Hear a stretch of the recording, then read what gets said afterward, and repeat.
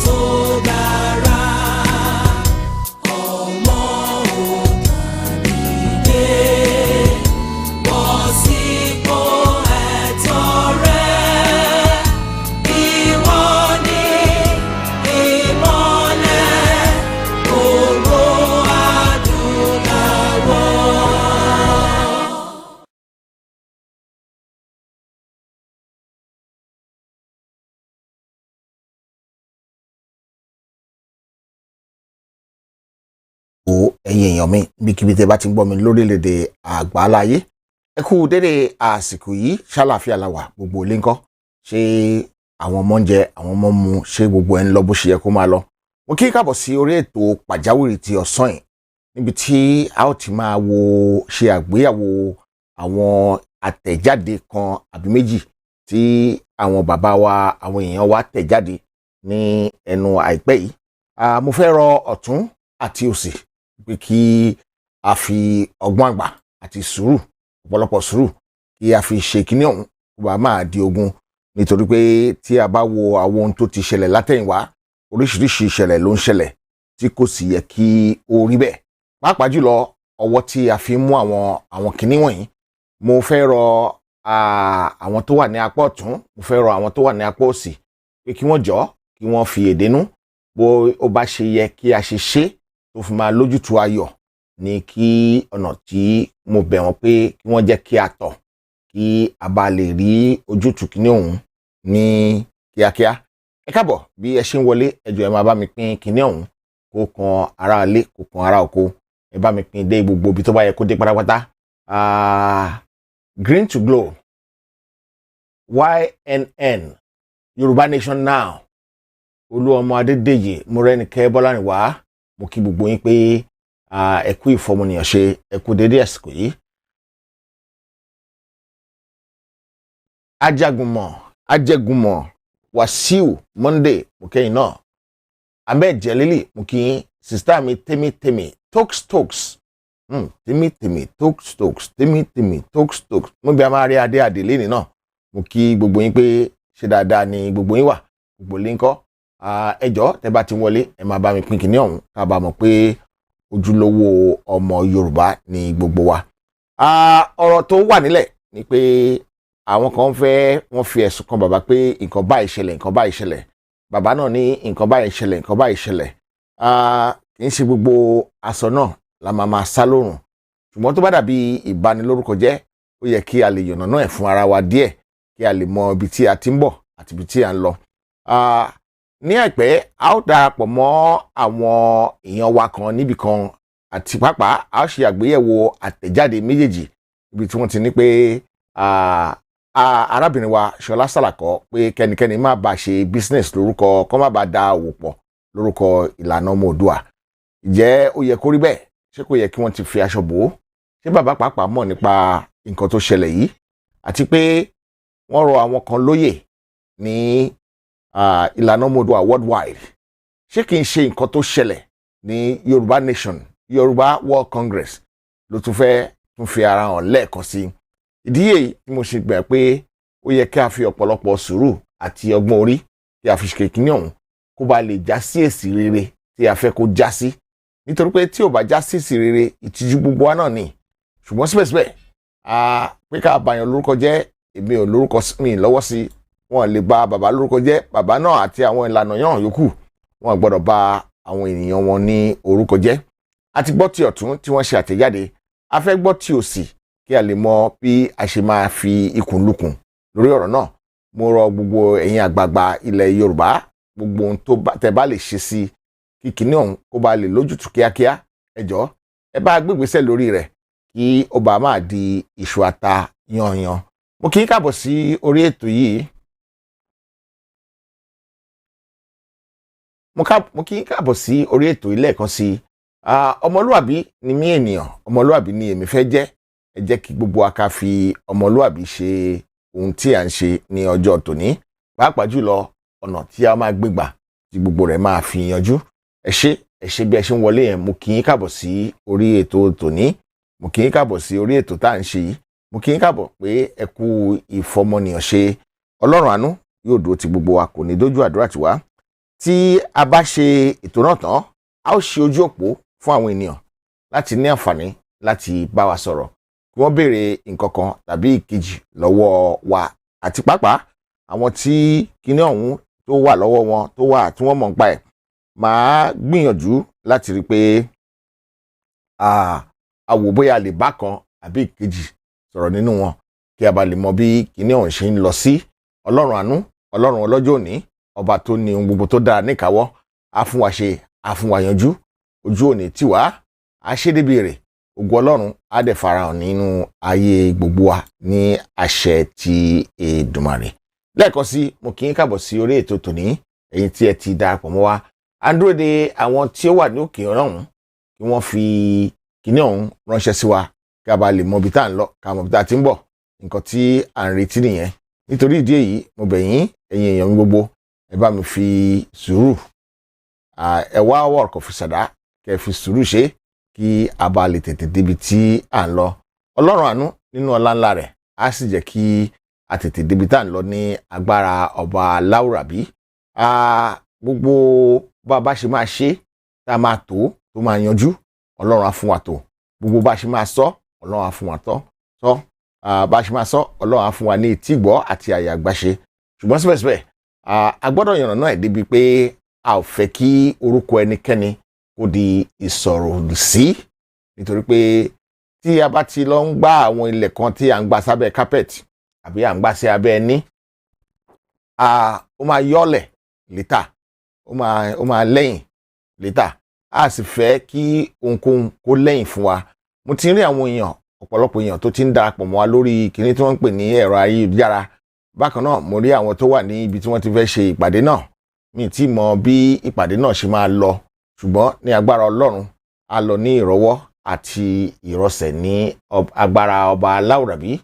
Mo kí gbogbo yín káàbọ̀ lẹ́ẹ̀kan bí ẹ ṣe ń wọlé, lọ́kùnrin, lóbìnrin, lọ́mọdé àti lágbà.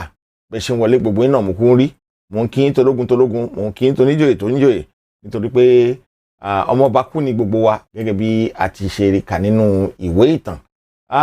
Gbogbo ẹ̀yin tí ẹ bá fẹ́ mú ètò yìí lọ́jọ́ tòní, ẹ ní àǹfààní láti mú, nítorí pé ètò Yorùbá ni, kì í ṣètò tèmi, ètò Yorùbá ni. Ó sì dá mi lójú pé gbogbo ohun tó bá yẹ ká gbọ́ tí ń ṣe òtítọ́ ọ̀rọ̀, gbogbo rẹ̀ náà la máa gbọ́ ní ọjọ́ tòní. Ọlọ́run àánú nínú ọlá ńlá rẹ̀ á sì fún wa ṣe. Ẹ jọ̀ọ́, ètò yìí àwa pín ẹ̀bi fún ẹnikẹ́ni, a fẹ́ yànnàná ọ̀rọ̀ ni. Ètò yìí àwé àwíjàre, wọ́n ní àwọn òwe àwíjàre, wọ́n láwọn fẹ́ yànnàná ọ̀rọ̀ ni. A ó fún bàbá wa olóyè ọ̀mọ̀wé ọ̀jọ̀gbọ́n Professor Banji Akíntóyè náà ní àyè láti fèsì sí nǹkan tí wọ́n bá sọ níbí báyìí lónìí. Ṣùgbọ́n síbẹ̀síbẹ̀, gbogbo bí ọ̀rọ̀ bá ṣe jẹ́, mo fẹ́ kí a fi ọmọlúwàbí ọ̀pọ̀lọpọ̀ ká fi tò kíní ọ̀hún kó ba lè rí bí ó ṣe yẹ kó rí, nítorí pé ó ṣe yẹ kó rí yẹn gangan ni ó jẹ́ nǹkan tó pàtàkì sáwa, pé kí a rí ṣe dáadáa, ká rí yanjú, kó lọ bó ṣe yẹ kó lọ, kó rí bó ṣe yẹ kó rí. Kí a tó bẹ̀rẹ̀ ohun gbogbo, ó dá mi lójú pé àdúrà ni wọ́n máa fi bẹ̀rẹ̀. Wọ́n bá dẹ̀ ti fi àdúrà bẹ̀rẹ̀, gbogbo wa ṣe sọ. Mo fẹ́ kí ọ̀tún ó gbà á, mo fẹ́ kí òsì ó gbà á, mo fẹ́ kí ara alé kó yẹ̀ wò, mo fẹ́ kí ara oko náà kó yẹ̀ wò, kí gbogbo rẹ̀ kó lè yanjú. kó ba lè rí bí ó ṣe yẹ kó rí. Ó dà nípọn ti bẹ̀rẹ̀ kíní ọ̀hún, ẹ jẹ́ kí n máa lọ sókè ọ̀hún lọ́n bá ti bẹ̀rẹ̀ á máa.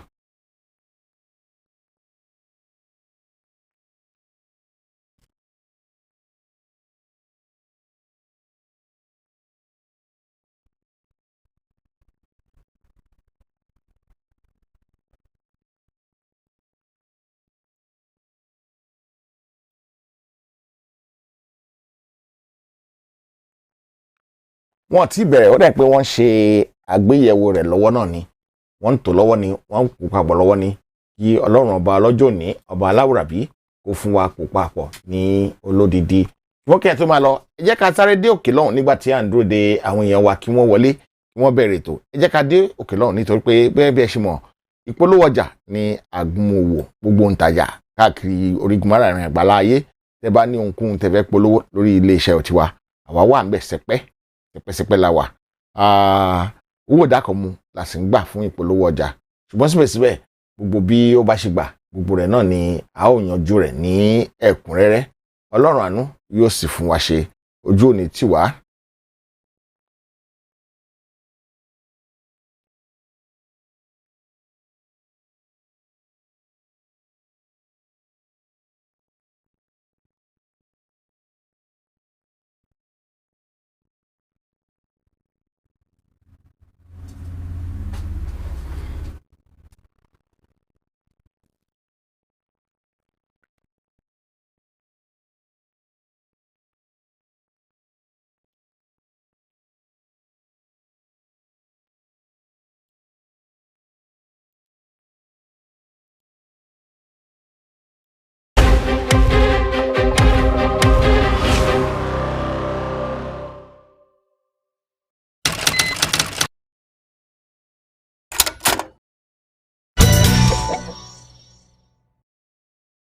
Heritage ti dé. Aba Remedy ló sọ pé àìsàn ní ṣe wá. Ṣọ́múròrò àwọn ká pẹ̀lú ẹ̀dá o. Orí fífọ́ ò dáa. Máa ń pa wá ó ṣe kókó fámọ́ ọkùnrin. Diabetes ò dáa. Rúmọ́lẹ́gùn ò dára káyé má bá wọn jà o. Àbí o kàlàfíà wọn máa ti fíafíà o. Nílé iṣẹ́ Aba Remedy ṣe ń fọn lérí ẹ̀ pé ká tọ́jú ara wa pẹ̀lú àwọn òògùn ìbílẹ̀ tiwantiwa. Egbògi ilẹ̀ Yorùbá pọ́nbélé tó ń ṣiṣẹ́ fáwọn onírúurú àìsàn bíi ẹ̀jẹ̀ ríru, high blood pressure, ìtọ̀ ṣúgà, diabetes, ẹ̀fọ́rí túlù, migraine, àwọ̀ká, arthritis, nárùn, body inching, ṣàmúlòrò àtẹ̀dá tó dààmú àwọn obìnrin. Yorùbá natural Aba Remedy ló lè yanjú ẹ̀. Manpower ọkùnrin làdá tó ń fáwọn ọkùnrin lágbára láti ṣojú ṣe wọn lọ́dọ̀ àwọn aya wọn. Ọ̀sẹ̀ àánú náà wà Mercy Soap fún gbogbo ẹni tó fẹ́ ra àánú gbà. Aba Remedy láti lè ṣe Heritage TV London. Ẹ lè rí àláwọ̀ àdírẹ́sì tó ń kọjá lójú wòran yìí tàbí kẹ́ ẹ pè nọ́mbà yìí +44 777 8957 893. Lè ṣe Heritage TV London ló ń pariwo wípé àìsàn àtàrùn onífàgbọ́ ara wa ṣe bùgbé o. Rúmọ́lẹ́gùn dára káyé má bá wọn jà o. Are you looking for an online tutoring solution for maths and English? Tutor Space reaches your primary schoolers, your gifted 11+ers and your astute A-levelers. Tutor Space is the online learning tutoring solution where support comes to you, wherever and whenever you need it most. Tutor Space is the trusted way to find a tutor. Tuition spaces now available at the highest standards, striving for academic excellence. Students' exams passed at top UK scores. View some of our top independent school entrance success stories on Instagram at Remote Tutor Space. Contact us to book your child's free 1-hour maths and English assessment today, even if you just want to know what level your child is currently working at without taking up tuition. Call us directly on 0208 004 8998 or visit our website www.remotetutorspace.com for more info. Tutor Space, striving for educational excellence. Ẹ ṣé ẹ̀yin èèyàn mi gbogbo, mo dúpẹ́.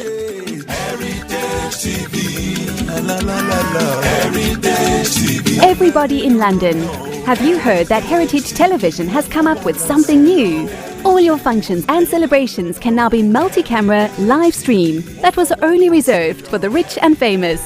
Having a function in London can be viewed clean and clear immediately from any part of the world. Trust Heritage TV to give you a better reach. Heritage Television also does photography that will make you the envy of all your friends and family. Heritage Television is the best. all your functions like birthdays, funerals, weddings, church anniversaries or harvest. Heritage Television is the master. We are in the heart of London with an ultra-modern equipped studio. You can call us on 020-800-46100 or email us info@heritagetv.co.uk or mobile 0734 1234 560. Heritage Television will do you proud.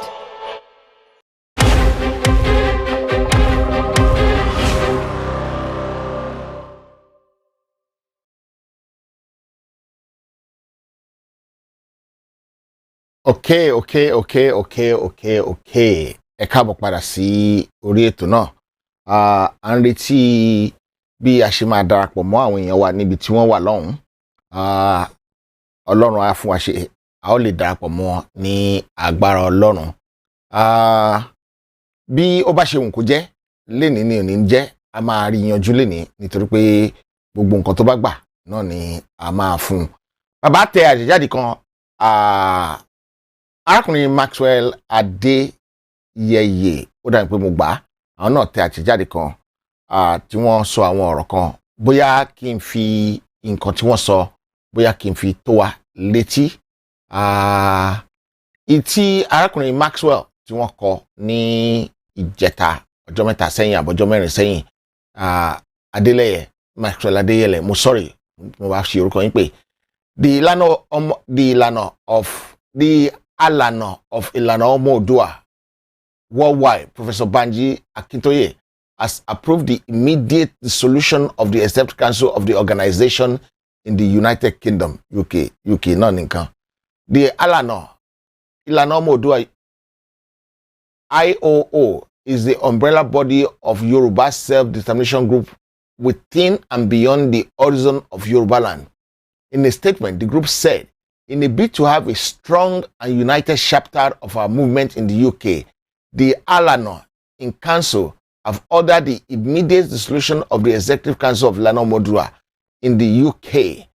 The decision was taken to forestall all acts that could jeopardize what we have labored hard to build for the Yoruba people. The UK is very essential to our struggle to be allowed to wallow in acrimonious tendencies. A new executive that will be decided by the Yoruba people in the UK will be elected as soon as possible. Furthermore, this is to officially inform the general public that Ms. Shola Salako is no longer the diaspora coordinator of Ilana Oodua worldwide. Neither does she represent the organization in any official capacity anywhere in the world. Also, Mr. Akinwilson does not represent Ilana Oodua in any official capacity in the UK or anywhere in the world. Anyone who relates with the aforementioned people on behalf of Ilana Oodua does that at his or her own peril. E-sign Maxwell Adeleye, Communication Secretary, Ilana Oodua Worldwide, Monday the 15th of November 2021. That was very, very, very sensitive. And why I mean sensitive is that they said this portion is what I want us to unpick. This section is the one I want to unpick, and I want us to try and beg all parties to restrain and take decisive decision to make sure we can solve this problem as a matter of urgency, because we need to solve this problem as a matter of urgency. I don't know what's going on. I'm just waiting for them to communicate how the things are going, but I'm still waiting for them. I'm waiting for them.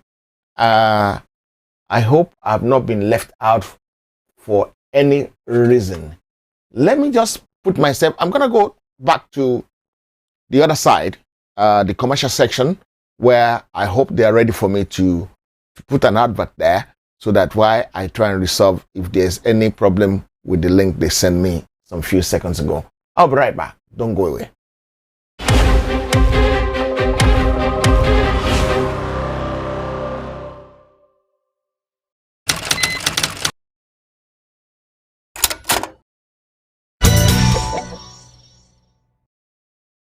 heritage ti dé. Aba Remedy ló sọ pé àìsàn ní ṣe wá.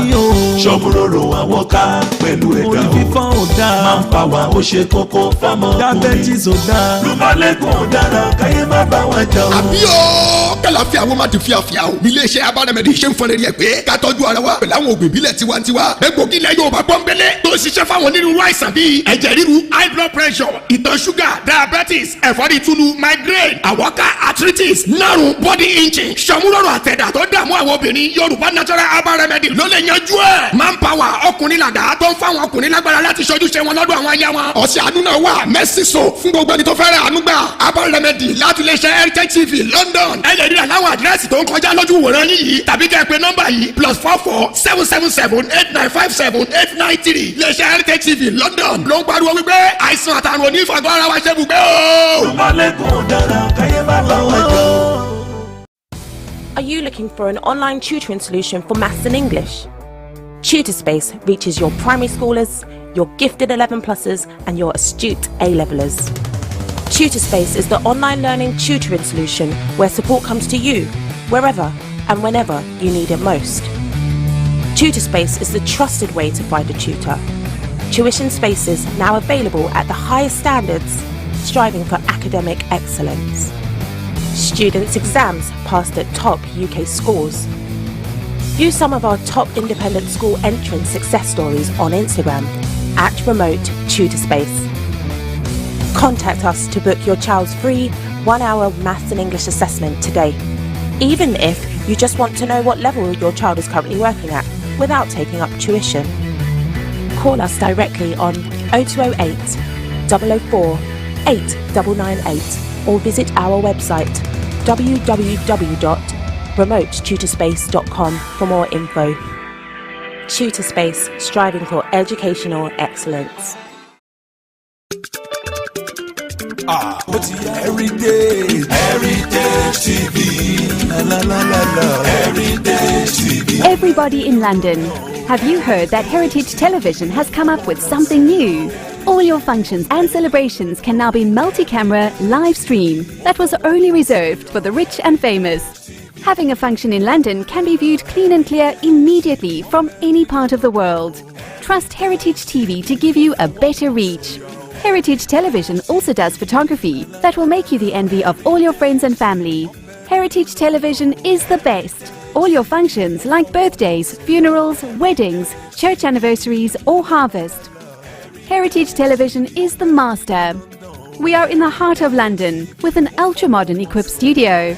You can call us on 020 800 46100 or email us info@heritagetv.co.uk or mobile 0734 1234 560.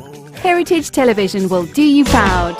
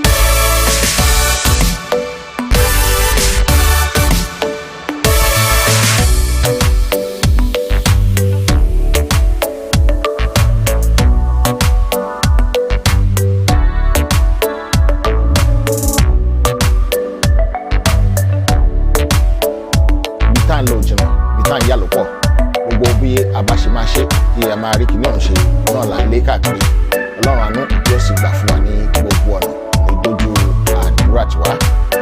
Ẹ jẹ́ ká lọ sí òkè lọ́hùn níbi tá a ti máa rí kíní ọ̀hún wò nítorí pé gbogbo bó ṣe ń ṣe yẹn ó ṣòmí lọ́wọ́ díẹ̀ ṣùgbọ́n ọlọ́run ti bá wa ṣe àti rí ṣe ní ayọ̀ àti àlàáfíà. Ọba tó láyé àti ọ̀run ọlọ́run gbogbo èdè ènìyàn ní gbogbo ọ̀nà yóò máa gbà fún wa náà ni kò ní dojú àdúrà tiwa. Ní àìpẹ́ a ó darapọ̀ mọ́ wọn ti bẹ̀rẹ̀ lọ́hùn ibi táwa dúró sí ìgbẹ̀kọ́ ni wọ́n ti gbé ní ọ̀hún jáde nǹkan tó fà á nìyẹn ẹ má bínú sí mi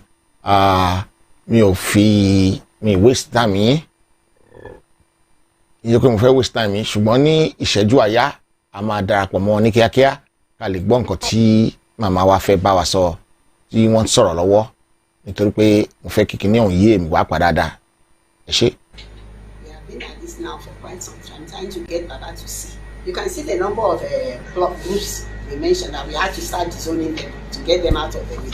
They were leveraging on Baba, trying to get into his heart, trying to make him accept them, and in accepting them, we Baba accept them, we will accept them too. But it's not possible. We are not on the same page. Any more questions? Any other question? Yes, okay. Let's do that. Tell us where you're from and tell us where you're from. Your name and your name. He didn't tell us which way. Good afternoon. My name is Bola Badmus. I'm from Nigerian Tribune newspaper.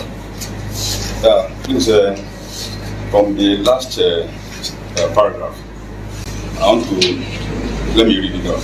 Ladies and gentlemen, we cannot allow Professor Banja to truncate the dreams of millions of people. So, as of today, 18th November 2021, Ilana Oodua is stepping aside from Professor Banja to freeing him to become the father and supreme commander of the amalgamated self-determination groups. So, I want to believe that what we are trying to say there, that Professor Banja has been sacked from being the leader of Ilana Oodua. Relieved. He's been relieved. Or being relieved of this. No, not even that he has been relieved. It's like I told you, we are stepping aside from him. He's still there. All Yorubas, once you are a Yoruba person, you are free to fight for Yoruba freedom, for Yoruba nation, in whatever way you understand. But the way Baba wants to fight is not the way, because the people he has collected around him are pulling him back. He doesn't realize it. Till they all fall into a ditch, that's when Baba is going to realize they were a mistake. We cannot afford that time. We cannot afford that happening to us. Because like I said, too many lives are dependent on what Ilana is doing. We are in the forefront of this self-determination struggle. We are in the forefront. We are driving NINAS. NINAS is that amalgamation of all the nations in Nigeria who want to be free. Baba is actually the chairman of NINAS. So we don't know how he plans to do it, because NINAS is leading, Ilana is leading NINAS. He's the chairman of NINAS. He's also the Alan of, or used to be the Alan of Ilana. So how can you, under this, and the NINAS blueprint is total freedom for every ethnic nation in Nigeria and wants it. So how does that now fit into moving with Yoruba self-determination movement now that wants to make him supreme commander? They've already started forming a government in exile. They have prime minister. They don't even know what government we have, what form of government we are going to have. Whether we are going to have the presidential, whether it's the prime minister, the parliamentary, they don't know. People are already jostling for positions. They're actually bribing for governorship slots. Imagine. People are paying. So in essence, you are telling Baba to start leading the self-determination group and leaving Ilana alone. Yes, he should leave us alone. Now, who is leading Ilana now? Who is leading Ilana? It will come. We don't have a leader yet. Oh, there is a vice chairman. I'm vice chairman, but I cannot call myself a leader. I can operate in a limited capacity for a limited time till the majority of the Ilana people come together to pick whoever they want. But the organization is intact. It's intact. We are still working And because luckily for us at this time, why we are so lucky at this time this thing takes place is that from now till maybe 2023, what we are mostly doing is a learner's blueprint. That is the 5 demands of learners. We've gone through 1, 2, 3. We are now on the 3rd one, which is we are pulling down the constitution and going into transition. So that is not, we don't really need any visible leader for that. But once we are following that blueprint, that's what I'm saying, that it has developed a life of its own. Everybody has seen the routes to freedom, and they are all organizing themselves, organizing their constitution, their charter of the relationships, their maps, their culture, their language. Those are all the things you need to become a nation. Even if you're only 400,000, if you're not up to a million, you can become a nation. Once you have a common language, you have a map to delineate your territory, you have a constitution. Once you have one, about 5 or 6 things, all is well. So that's what we are planning on now. We are at that stage where if you can get the constitution down and go and enter transition, then you can go for the referendum. That will be done by the United Nations. Not that we cannot do referendum here ourselves. We can, but it will not be enforceable. The only one that will be enforceable is the one that is done by the United Nations. That's all. Then I received a message. I don't know whether other colleagues of mine also received such a message. Baba, through his spokesperson, Maxwell Adele, said those of you who wanted to address a press conference this time around in Ikeja, that you have been bought over by the government. Is react. It's what you expect him to say. He's fighting back now. People fight back when they see that there is a problem ahead for them. Do we look like people who are? Do I look like I have dollars and naira in my? And everybody that knows me, ask about me. I don't know. Ask about all of us, but ask me that I'm his eyes. That how many people in Abuja do I play with? I don't even talk to them. And it's not as if I don't know them, because we are not on the same page. And we know that everything they are doing does not make me happy. So we are cross purposes. From the vice president down. Who is like a junior brother to me. We are all at cross purposes. All of them. All the purposes. Yes, we are 60s and 70s. He was calling it that they are 60s and 70s. They all know that which one of them will come and tell me to take. How will they even come and talk to me to tell me to take money for what? They know now. I don't even take money for them to eat. And not to talk of now, we now take money for a whole Yoruba nation. I knew how this country was when I was growing up. I grew up in this country before I went to England. So I think I went to England at age 7 or 8. And I knew what was on ground. And when I came back, I still met a good English. Till I left university, Nigeria was good. And I left university in 1974. So you can just imagine, but even though that time it was already going down, but it was still a livable place. We could live in it, do everything, they still talk to you. When Governor Rotimi wanted to reduce our, what do you call those things we used to eat in the university, our feeding allowance, he actually called a meeting for us. He asked them to send him students representative so that he could explain to us. Tell me which governor will explain to you now. If they don't even pay your scholarship, even your scholarship as student, they don't even bother to explain to you. That man called us to a meeting and explained why that this thing had to be done. And we were now the ones who took his message to the University of Ibadan and other universities to go and explain to them that this is what happened. So that's the kind of country I grew up in. Not this one where people do what they like. You don't even see them. You don't even see them. Okay, any other question? Please ask your questions now, because as you can see, that I have started to fight back. So if there's anything you want to find out between me and between us here and what he has written down, we are here to answer you. Good afternoon, ma'am. Good afternoon, everybody. My name is Kende from the Guardian newspaper. Ma, from what you read from this paper now, what I understand from it is that Baba and Ilana Oodua, they are no longer together because the vision does not align anymore.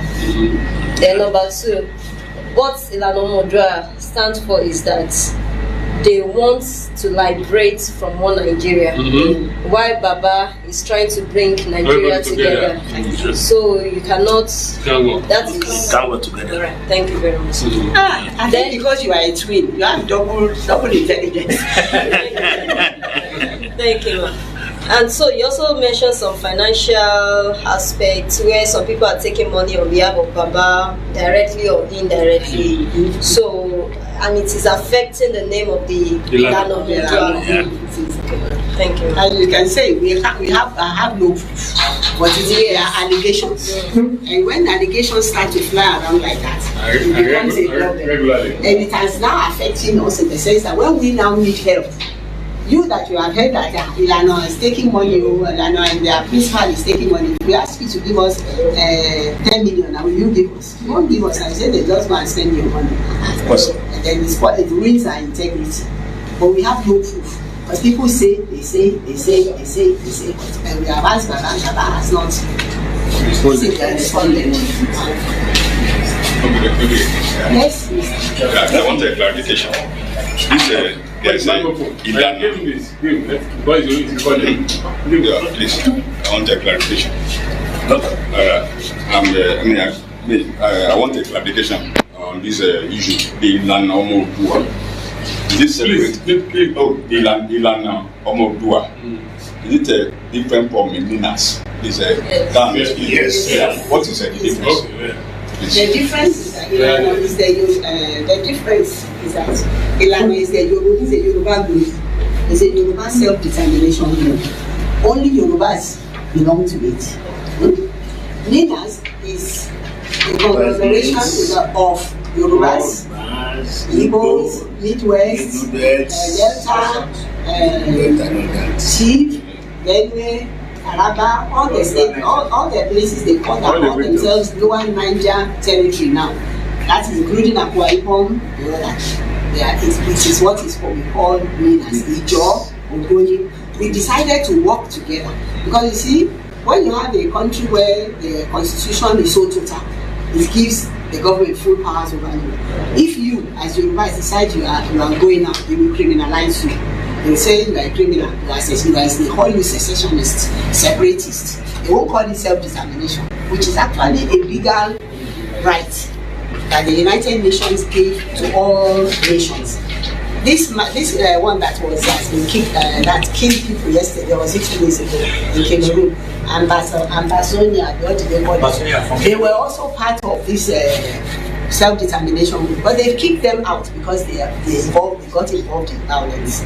That's why we said we cannot do violence and we cannot do politically. And in this country, there's no way you can do politically without entering violence. You can see that all our governors, all our senators, all of them, they all have enforcement thugs. They call it enforcers now, but they are actually they are no better than thugs, and that leads to violence, which we are not supposed to do. So they've been kicked out of the self-determination cover now, and Amazonia. So this is how we operate, and that is the way it should be. You understand? All of us together, we now decided that instead of one person doing it alone, let's also get together. It took us a long time to get everybody together. It took us a very long time because we had to go around and talk to them. You know, there were suspicions. Igbos will say, Yoruba, oh my God. And at the last minute, they will withdraw. Yoruba said the same thing about Igbos. At the last minute, they are going to join Abuja and fight you. All the smaller groups amongst them, Akwa Ibom, they said Igbos have been oppressing them for a long time. Not numerically, the Igbos are the largest in the East. So they said they've been oppressing them for quite some time. So it took time for us to be able to convince them that it is not so. That all these things were the lies of the federal government, divide and rule. They are creating one state now. They take, this is one state now. They will take half of this state, join it to one place, take half of this state, the same state, join it to another. You know they have divided you already. Like in Kwara, there's a whole local government in Kwara, they call it Ekiti local government. It should be part of Ekiti state. But Ekiti needed, Kwara needed the land, so they took it. Those people now, if you tell them they are not Kwara, then they should go back to Ekiti and maybe looking for trouble. You know, just like Lagos now. Lagos has nothing. Epe, Agbowa, Ikorodu, they all belong to Old West. You know, they are Ijebus. Even Badagry is Ogun State. But they took all of it from there and made them into Lagos. Now they feel proud that they are Lagos. Whereas they were all part of Southwest before. So that's what they did. And that's why we had to all come together under name as we gave ourselves that name. That in 2018, you can imagine something that started in the year 2000. It took us 18 years to get to the point where we all agreed to work together. So that, because now, who will they fight? Is it the whole bulk of the middle belt, the east and the southwest, they will start firing, and they can't. We've made their point. The United Nations knows we are in this problem, and they are fighting it. Does that answer your question? Any other question? Yeah. Okay, you have any question? You're okay. Where are you from? Tribune. Okay, there are two of you from Tribune. Okay. Cameraman. Your cameraman. But you did camera anything. Yes. Yes, indeed. That's why you carry the camera that time. So nobody else has any questions? Because Baba has answered before we even did the press conference. So if you really have anything, don't feel I'm ready to answer any question. Because we didn't tell any lies against him.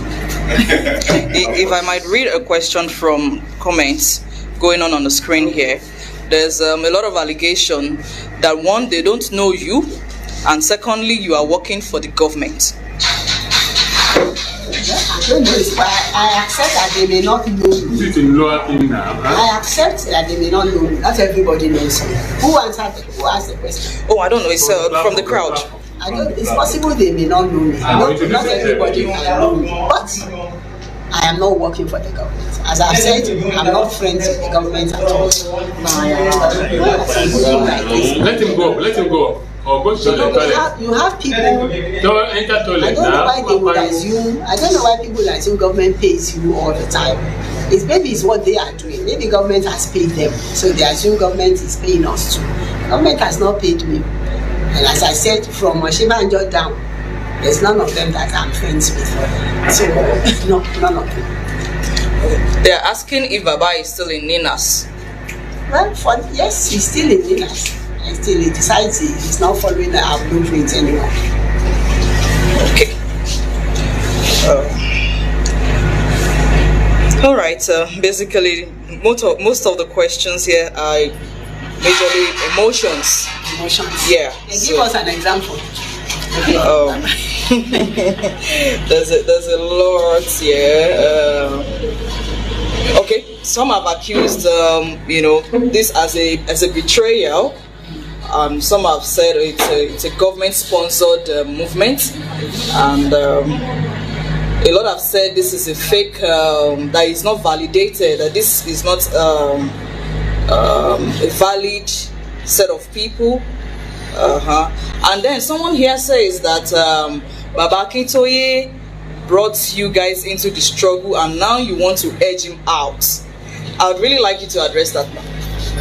He brought us into the struggle. Yes. That's not true. Yeah, repeat what you said. I told you that we've been at this thing since year 2000. I met Prof year 2018. I didn't even know the man existed from Adam. You know, it was one of my older colleagues from Shagamu, at Popadebanjo, who took me there. There was a meeting in his house. Just said, Otoba, let's go. They said there's a meeting in this person's house. Let's see what they are going there to say. I said, Baba, you started again. Yeah, I'm not going anywhere. He said, let us go. And he went. And something just told me from my gut that this man can help us. So I called him. I said I wanted to see him. And then he said that I should come. You know, he has a nice attitude, especially when you are Yoruba. He wants all Yorubas together under his roof if it is possible. So I went to see him. And I now told him that we have a project. We have this project we want to do. We have this blueprint we are trying to do, and we need a leader, somebody to be the face of the struggle. And that I have a colleague that we've been at it together. That his name is Tony Naji. He says he knows. He said about Tony Naji. I said to him, I will bring him. We will come together. That was how we went to see Baba and introduced him. And I can tell you, the first time he was the one who told us that we should forget about the thing, that they will not be able to help us as of that time because they had already endorsed Atiku. To now go back and tell Atiku that he cannot do election, how do they tell him? So I said thank you, sir, and we went away and we continued our work. He called me back himself in 2019. By that time, he had seen through Atiku. He knew Atiku could not deliver. That even the restructuring he promised is not going to come. That he cannot do anything. A Fulani will always be a Fulani. It is the agenda that will always come first. So he called me back himself. I said, Share Binu, Mama. He calls me Mama. Mama, Share Binu. I only want me to bed. I will come. So to worry with the Lord, you know. And as I said, we started again. So how can somebody that I started working with in 2019, 2018 be the one that got me to the store? So the existing 2000. Okay, thanks for that answer, ma'am. There's another one here that I think needs clarity. How has this happening now? How will it help the agitation? How will it help the movement, the Yoruba nation? It will help the Yoruba nation because all the questions, all the doubts people have had about the integrity of the members will be doused. You know, most of them feel that we are collecting money. Some people are making money, but you'll be surprised that most of them are not Ilana. They may do it in the name of Ilana, but when they tell me, oh, so lawyer did this, or so this one did that, I check, they are not Ilana members, but they are Yorubas. You understand? They are Yorubas. Everybody is trying to line their pockets, make what they can. And Baba is encouraging them. And there was a time he told everybody to be paying into the account opened by Global Directorate. So we all kicked against it. That's why. You know? So those are the things that will now stop. With what we have done now, it's like we are restructuring Ilana, refocusing it. That is a self-determination group, nothing more. If you want to help, you are welcome. If you don't want to help, it will not stop the birth of the Yoruba nation. You know how many of us gave Awolowo money when they were fighting in Lancaster House? But the day he announced the birth of Nigeria, who went out to say, I'm not part of Nigeria, or I don't want Nigeria? Everybody celebrated. And by God's grace, that's how everybody is going to celebrate the birth of the Yoruba nation and other nations in Nigeria. No matter, I will wait for the person that says he's not part of it. We will ask him to go and do video. And change. Of course now. Okay, so I guess in the absence of any more questions, that's it. You have one. Okay. My name is Shegun from Alari. Okay, sorry, take that again.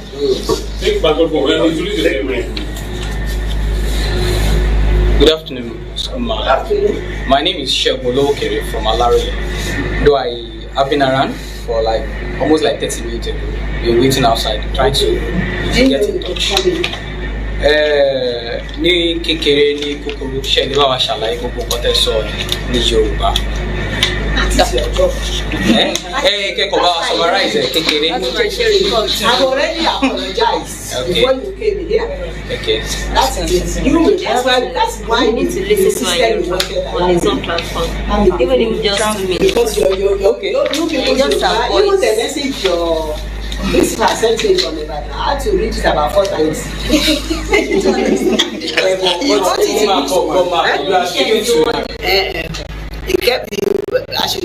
A quick summary. Yoruba. So, he's going to give us on me. Yes, sir. Let him do it for us. Come on. Let me go through. Then I'll okay. Just give him 5 minutes to read. You know it's better because I don't want to make a fashion mistake. Okay. Take him as well. If pass on to mix it more English.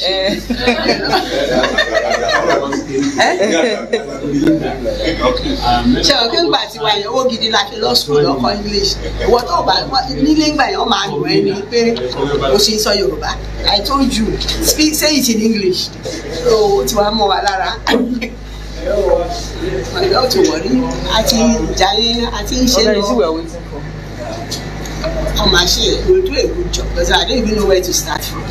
And then sometimes your language is so cool. Someone says, is it wrong if Baba Akintoye is trying to lobby other leaders who are for restructuring? To do what? To come in for liberation. You can't lobby them. Which leaders are you going to? instruct. Are you going to lobby? Take the point, take the last one. I even forgot to put his name there. Who is from the nation here? Yeah. You are. Tinubu, you know, his swagger is all about him. When he came back, you know, we felt he would rest, and if he's going to go for politics, he will come to the Yorubas. You know, owó ló gbé dúró bó ṣe wà lẹ́yìn. Wọ́n ti pátán ní Katsina. Katsina bẹ́ẹ̀ ni. Ọlọ́run ló mọ nǹkan tó ń fẹ́ sí lára. Ìlú bíi mẹ́rin ló lọ. I'm saying it openly. If it's not true, let him deny it. Because we were monitoring him. Pé bàbá yìí, ṣé kìí ṣe kàn ti fẹ́ gáàsì sí lára báyìí? Tábà tí ẹ máa pa Tinubu kọjá ká pa fúnra ra wa náà, èwo ni tiwọn láti bá wa pa. Because he's a Yoruba man at the end of the day. And like Baba himself said, Baba Akitoye, ó ní tó bá dọ̀rọ̀ lẹ Yorùbá, lè bi Tinubu pé kí ni tiẹ̀ ṣe jẹ́.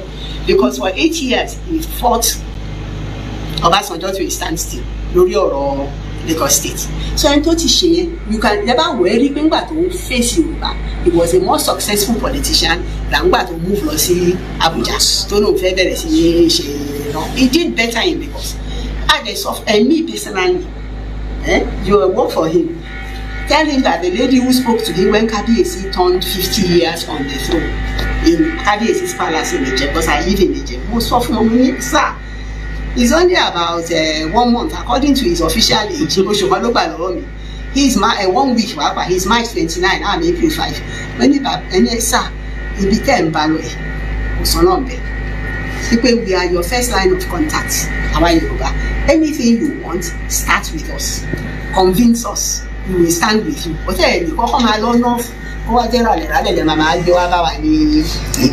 The same thing. Opportunity where the house was left open. Anybody could come in at that time. Then I was in Atayeshi Alokimo. By no shade APC. Money, sir. This mega party is a fair share. It means a northern president. Ṣé tó fẹ́ gbé Fúlàní ní wa lórí again? Ó ní ká má sọ bẹ́ẹ̀. Bóun ṣe máa ṣe nìyẹn. It will work. Mo ní kí ló ṣe fẹ́ work. Èyí tẹ́ ṣe tẹ́lẹ̀. MKO ó wà ní máa work ìpín bóun ṣe tí MKO ní àti ti Kíngibé. Mo ní number 1, where is the ṣọ́jà Abiola débẹ̀? Ìyẹn number 1. Number 2, mo ní Abiola and Kíngibé, they were Muslim tickets. Nobody is going to accept a Muslim ticket from anybody in Nigeria. I distrust it more. I trust that our more. It's Okojo. Come on, she there. I don't know about what she say. At the end of the day, we say, "Oh no, be Buhari káàkiri." Gbogbo àwọn Igbo nǹkan gbogbo ló ń bu wa ń ṣe báwa Yorùbá la gbé Buhari wọlé bẹ́ẹ̀. Káwọn kọ́ àwa Yorùbá ni àwa non blame. So wọ́n ní whatever tójú wa bá rí ń bẹ̀. Káfárámọ́. Kò lè wọlé. Cherry, no. Cherry, by the formation of how they vote in Nigeria, if Njoba win Southwest, what president could the presidency? You can't win by just votes from the north and the east. East to the vote in Buhari, like fake the around in there. She didn't go to share the media. It doesn't matter. She knows the truth now. They all know the truth. No, they said they all swear. You can never again. You can talk about voting, Northern is looking for. That's why they don't like Soludo. They just want love Soludo, but he's after. They would rather Soludo wọlé. What she like Juki, Kuba, and then our government talks. They want to put thugs in government houses. So everybody's in make up mind. Because they vote one on because they will not have votes because of the president. So if we had stopped, if Tinubu had behaved as she advised, we would have been good. Listen, I don't feel the president in Nigeria. If he starts from Yoruba land, my change your mind and where you're from. Of course. But he won't. He's so full of killing one Nigeria. He will learn the working nothing out in my belly. That's their problem. So that is the thing. If we are not, I'm not saying that anything is wrong, but Sherry, you have to stand with your people. Stand with your people. But number one, Fulanis will not trust you. Whatever betray you, they will not trust you. They will believe you will betray them to one day. So you gain nothing at the end of the day. Standing with enough against your own people. So as I go with the question, no question very. That's a down question from the beginning. Okay, so. Yes. Okay, you can give us. Here was a question. Question Yakwambi Bayo. You are doing it for me. I will thank you later. Yes, ma'am. Looking at the last paragraph, ladies and gentlemen, you cannot allow Professor Adekoye Banji to truncate the dreams of millions of people. So as today, 18 November 2021, Ilana Oodua is stepping aside from Professor Banji Akintoye. Ma, pẹ̀lú gbogbo nǹkan tó wà níbí báyìí ti ta ní olórí tuntun fún ẹgbẹ́ ọmọ ìyàwó. You didn't come early. Well, the group will decide that, but at least there's a vice chairman. Okay. She's the vice chairman. Okay. Meanwhile, she run that place. That's Then, ma, ìbéèrè mi kejì. Gẹ́gẹ́ bí ìlànà tuntun tí ẹgbẹ́ ìṣègbè kalẹ̀. Ìjẹ́ ẹgbẹ́ ń wo ẹnìkan gẹ́gẹ́ bí ẹni tí a fẹ́ gbárùkù tì fún election tó ń bọ̀. If you come back here again. no. Okay, this is what I'm asking about. Àwọn ṣe ẹjẹ kí n claim. It's not political. It's not a political something. They don't have any. Okay, they don't have that. She no election. Constitution. Okay, decision. Bringing down the constitution. Okay. And we are going into transition.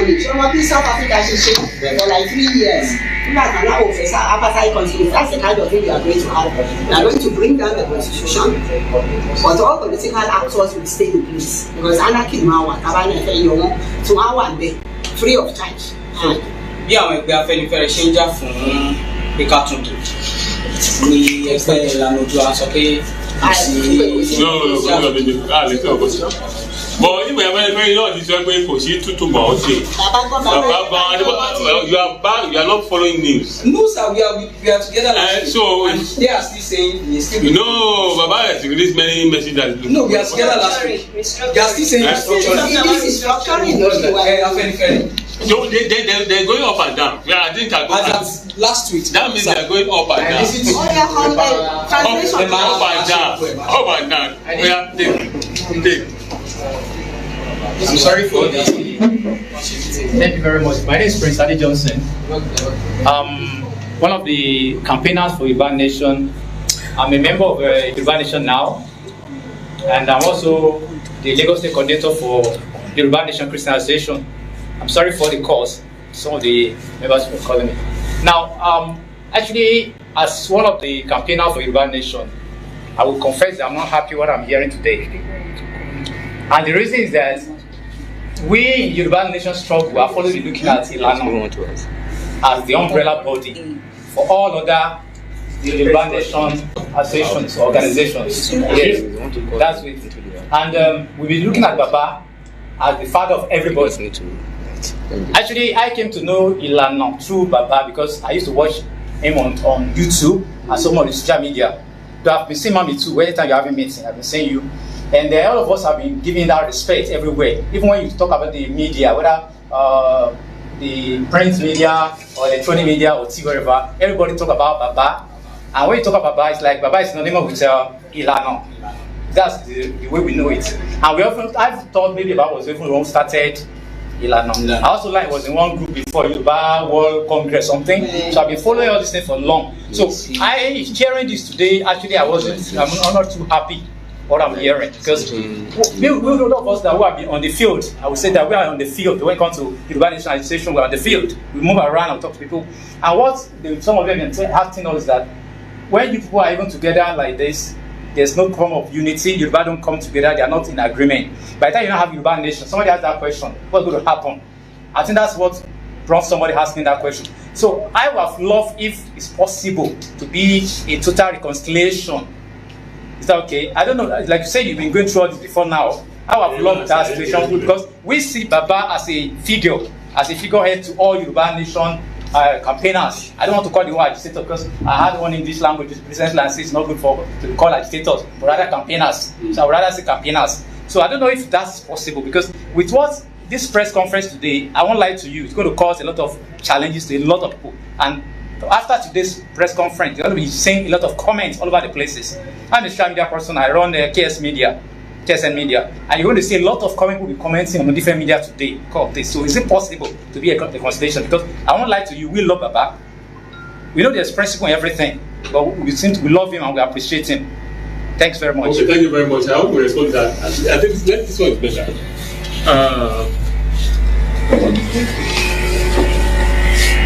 Well, we thank God for how far this vision has gone. And I want you to first of all bear in mind that in life, nobody is indispensable. Start with that premise. Now, if you don't hold that premise, you will lose focus. And a lot of it can be wiped out. Now, mind you, the struggle we are struggling for now is how this Fulani will not kill all of us and take our land. Now, that's the second premise I want to look at. Now, there may be a lot of people want to come together and say, okay, how do we achieve this goal? Let's run, let's do it, let's die. A lot of people are coming with different vision and different ideas. And some of them even have some things they have in their mind, which you don't know. It is as you walk along, you begin to discover, that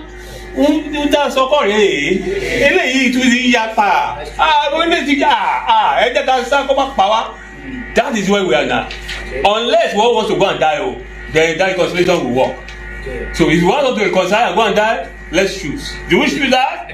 No. I have to front that. Do you want us to reconcile and go and die? No, so that's not it. Or leave Baba alone and be delivered to our promised land? I want to focus.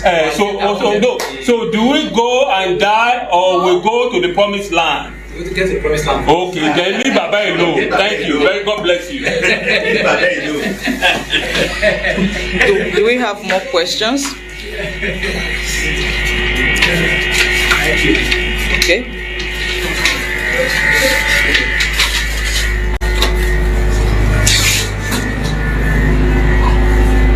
Any other questions? Any more questions? Yeah, I go with the question.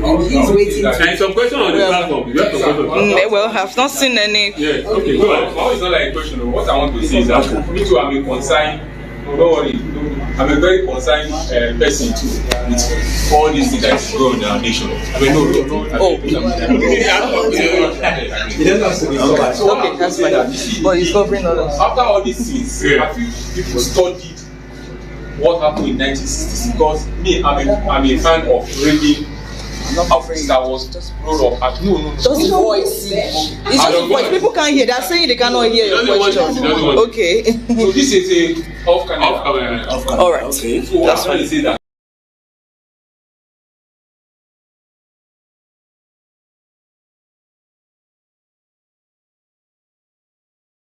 I've been reading what happened before 1966, what happened in 1966 and before.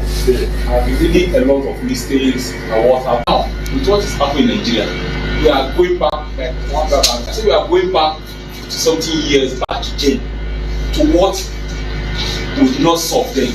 That is what is happening. Then it was the North that started it like this, and the Yorubas were confused. They wanted to stay neutral. So maybe at a particular time, then the Igbos rely on the Yorubas that if the Yorubas stay neutral, the Hausa will not be able to penetrate them. But when the Yorubas now give up the place, the Igbos will lead to their collapse. Then now what I'm going to say is that now if what is happening in Nigeria now, it is happening and it is coming down gradually, it is coming down. Now, what I want to say that in all these meetings, I feel people from the what happened in 1966 and all that led us to where we are today. Have you been able to resolve all these things and map out everywhere so that what happened in 1966 will not happen again? So that one side will not, after everything, one side will not betray on another side, will not open way for. Because the struggle there, the Hausa used the Yoruba and the Hausa benefited. Let me answer your question. It's very simple. What you are talking about one Nigeria. We're not talking about one Nigeria. We are not talking about one Nigeria. Okay, so what I'm saying is that then what the struggle now is like what the same struggle then. You know, then they call the Yoruba to tell that if people go and we go, that the Hausa will be powerless. Now it's the same thing like this. That's what we're doing. Yeah. So if at the end of the day, if the die is cast, and they want some side now pull out, they can now leave some side. Okay, so let me do that now. Let me just say this: in any movement, you always have people who have moles, who have their own agenda, who also can be ruled by enemies. That is why enemy Tinubu is with the North. That's part of it. So as a result of that, you can't rule that out. It is for us to be alert. Those of us who want to be free. We may not be big numbers. So in many establishments, you find out only 4, 5, 6 people are the ones that will give deliverance. Look at South Africa, Mandela. I mean, so if you focus, you know what you're doing. You just need a few people to work with you. Leave others alone. Continue to move on. If they cut your leg, mend it and move on. If they slap you, whatever you can do, don't lose your focus. That is where we are, and that's what we're doing. Is that answer your question? Yes. And can I just add a little bit to it? You know, in 1966, a lot of us were still ignorant. We didn't know their plan. We didn't see the Fulani. We knew Hausa Fulani. We didn't know there was Hausa, we didn't know there was Fulani. Yeah. Now we know the difference. We even know the difference that some are headsmen, that is, they came from outside. We now know Iswa. A lot of people didn't know them, they know now. So people's reactions are not going to be like that time. You know, that time the chief, it's not only the Yorubas that helped them, the chief helped them along when they were running from camels. But it was out of ignorance. Now that ignorance is gone. Everybody has suffered. And I don't think there's any nation in Nigeria now, including the Hausas, who have not suffered. In fact, they were the first victims. Of course. They killed all the others. They took their land, changed their religion. So you cannot, I don't think anyone will ever betray any. No more ignorance. I don't think anybody will. It was out of ignorance and that betrayal. Yes, go on. Yes, sir. Gẹ́gẹ́ bí ìlànà tuntun tí ẹgbẹ́ ṣe kò ní fa kí ẹgbẹ́ pín sí méjì. Ṣé ètò ìṣẹ̀lẹ̀? Bá pín sí méjì, it's okay. We don't need a crowd to achieve what we want. Plan tí leaders need to liberate this country does not need a huge crowd. All we need is for people to know what is happening. We say something pé gbogbo ara ti gbọ́n, gbogbo ara ti wọ̀ pé Fulani. The main problem we have in this country, joint problem, everybody is Fulani. And the main problem is that constitution. Everybody knows. In fact, even before the Fulanis, the constitution is the main problem, followed by àwọn ètò wà lọ́wọ́ on law against one. So once everybody knows that that is the problem, there is no ẹni tó bá pín tó náà wò ṣe lànà mọ́. Self-determination náà ló ń lọ ṣe ibi tó ń lọ. So kò lè lóhùn ṣe nǹkan mi yóò lè ṣe self-determination á ṣe restructuring àbí àkókò dúró lórí wọn Nàìjíríà nǹkan. So oníbi tó lọ. Everybody níbi tó lọ kò sí wàhálà. Màá gẹ́gẹ́ bí ìbéèrè mi èyí tó parí ni pé nípa ètò tuntun tí ẹgbẹ́ ti gbé báyìí kí lẹ mi ní ìmọ̀ràn tèmi ò gba ẹgbẹ́ pé kí ìpolongo jáde. Kí ìpolongo náà ni olólórí mo jáde kí àwọn èèyàn lè mọ̀ pé nǹkan tí ẹgbẹ́ fẹ́ ṣe báyìí ni àwọn adarí wa tuntun yìí so kò jù báyìí lọ.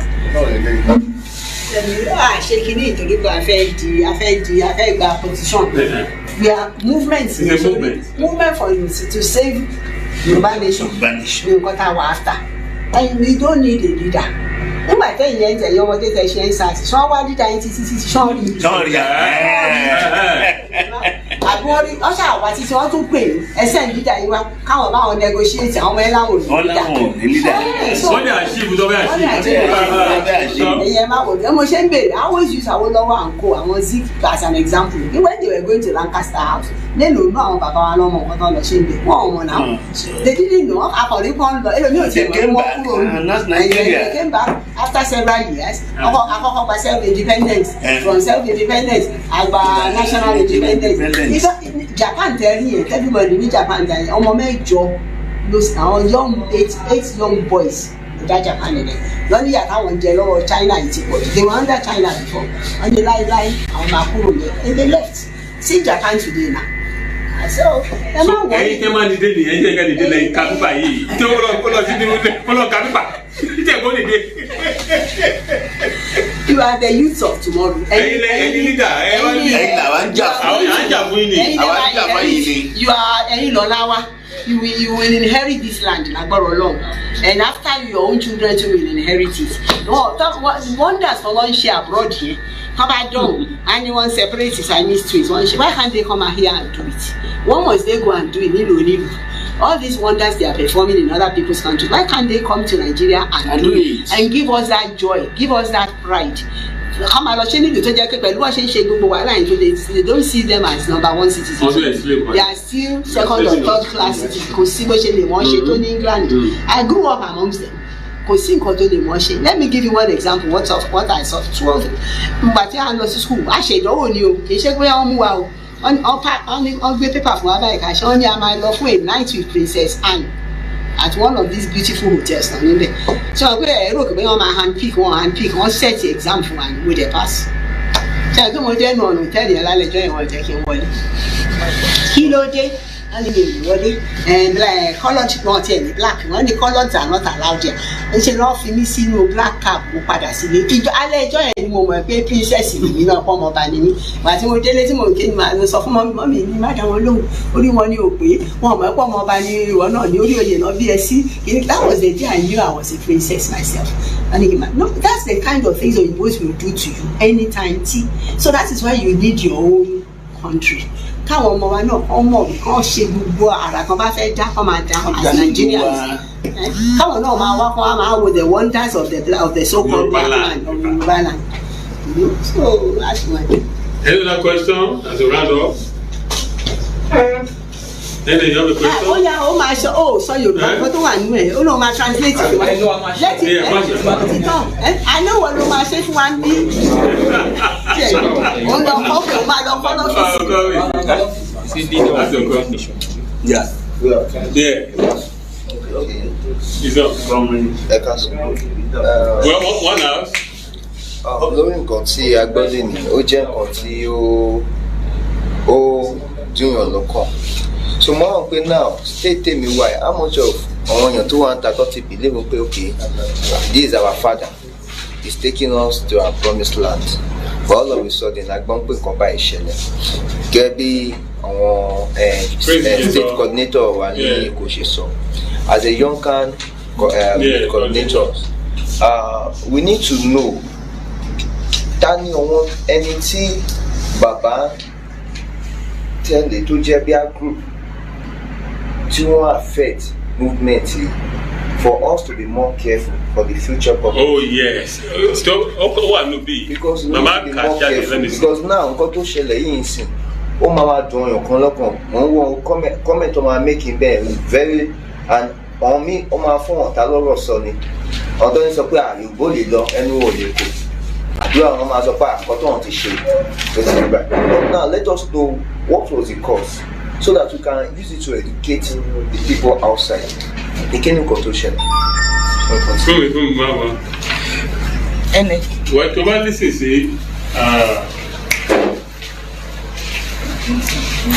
tó bá lísìn sí ohun tí màmá kà wà á rí pé wọ́n àtẹ̀báìsì àwọn groups don't cause problem and fẹ́ emphasize pé I want to emphasize many times when I have meeting with Mama he's always been complaining about this group and Baba obnobbing with them and Mama I take it ọlọ́wà bá yanjú ẹ̀ several times in fact I even took over myself pé get Baba I tried several times I didn't get him ẹni tó lọ bá àbá sọ̀rọ̀ ìjọ ẹ̀ mọ́ gbàtí mo complain fún ẹnìkan tó plus mọ́ àbá tó jẹ́ media person Michael West ó ní kí n pe bàbá làkejì bí ọ́ ìmídé kó gbàtí máa fọ̀dọ̀ mílẹ̀ ó pe bàbá ó bá wà lọ́dọ̀ bí bàbá sọ pé kò àwọn tó wọn náà bè kò ṣe nǹkan kan kò sí tó rà pẹ̀lú ẹ̀ is okay ìmídé mọ̀ pé danger àti gbogbo àwọn pè ló ń bá àwọn pè gọ́ọ̀mẹ̀ntì ṣe in fact some of them nígbà tó wà ní Young Yorùbá World Congress àwọn tó dí pẹ̀lú bàbá tó really dí pẹ̀lú bàbá seriously ó wà náà tá à ń sọ yìí Otuba is the one who that saved him. Nígbà tó gbọ́n kàkiri ẹ̀ wáyé kọ́ sọ pé àwọn méje kan wọn ò fi bàbá lẹ̀ nígbà tó dín pẹ̀lú bàbá. No, I don't think you follow this thing. Wọ́n láwọn méje kan wà tó tẹ̀lé bàbá pé bàbá ẹ jẹ́ ká yíwa pọ̀ ẹ fi wọ́n lẹ̀. Wọ́n yìí dúró pẹ̀lú bàbá. Nígbà yẹn. Now, all form ìlànà. After ìwà ìtọ́jú pé ìlànà make progress, these same people tí wọ́n dín pẹ̀lú bàbá ọwọ́ ń bá bàbá ọ̀ya ẹ̀ka ṣe G8 àá máa control ọ̀hún yẹn àti yan government ní next side. I don't know gbogbo ṣé ọ̀rọ̀ yóò sí ilé tíṣà wọ́n ti yan government ní next side àwọn wà níbí ìka ìṣiṣẹ́. These are the people tó ń bá bàbá ṣe o. No, but ṣe gbọ́ are you following this thing? Because tell about get the information you will just be baby the way you are baby. Ṣé à ń lọ síwájú ni àbá ń lọ sẹ́yìn? Answer yourself, answer. Ṣé à ń lọ síwájú àbá ń lọ sẹ́yìn? Àwọn ọmọ pẹ̀lú bàbá.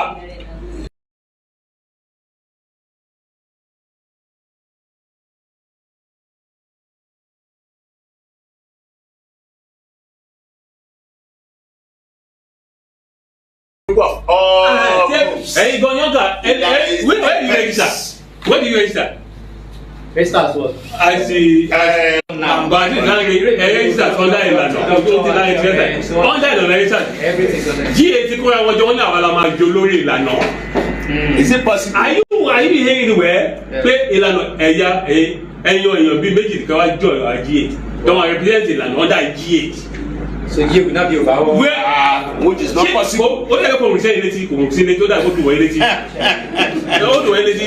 Wọ́n ṣe fọ́ọ̀mù G8 yẹn ni o. Ó ṣe yí wọn. Wọ́n ṣe fọ́ọ̀mù G8 yẹn. So these are issues that Mama has been going through. Mama ẹ jẹ́ ká take it easy. Ẹ má ti ṣe kìíní pé bàbá ẹ fi bàbá ẹ. So many times Mama tún ní bàbá tún ti dé o. Wọ́n ní ká wá lọ ṣe báyìí ká ṣe báyìí. Pé ìsìn ìwé tẹ Mama sọ fún mi tẹ sọ ọkọ̀ dákẹ́ yìí. Wọ́n ti pè àwọn ènìyàn kọ́ wá ṣe meeting pẹ̀lú wọn. Wọ́n ṣe meeting on Zoom. Màmá ní òǹkọ̀ yà dákẹ́ ni nígbà tó yẹ pé òun ti wá bàtẹ́ bàbá òdàgbọ̀ òǹkọ̀ dákẹ́. Pé òun tó màmá ní ti decide pé wẹ́ tí bàbá decide láti bá wọn lọ ìgbà yẹn ni máa yọ carpet.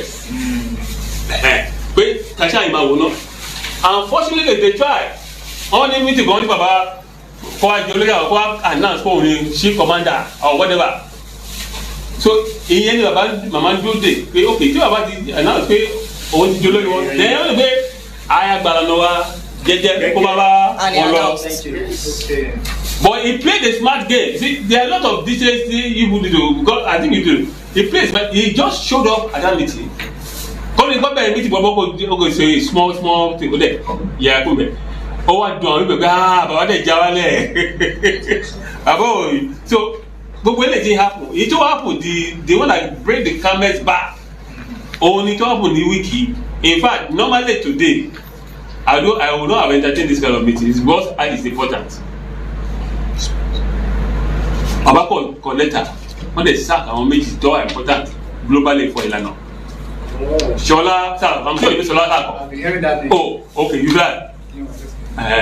Láyé àfẹ́ àṣọlá sáà kọ. Bàbá sack àwọn méjì wọn àti another important person tó wà ní abroad tó ń ṣiṣẹ́ takuntakun fún Ilana. So what else do you want us to do at that point? Kàtó balẹ̀ kó máa continue àbí. And younger people inaugurated by Ilana. Okay so like do you continue Baba in that all this time just do we continue Baba or we leave?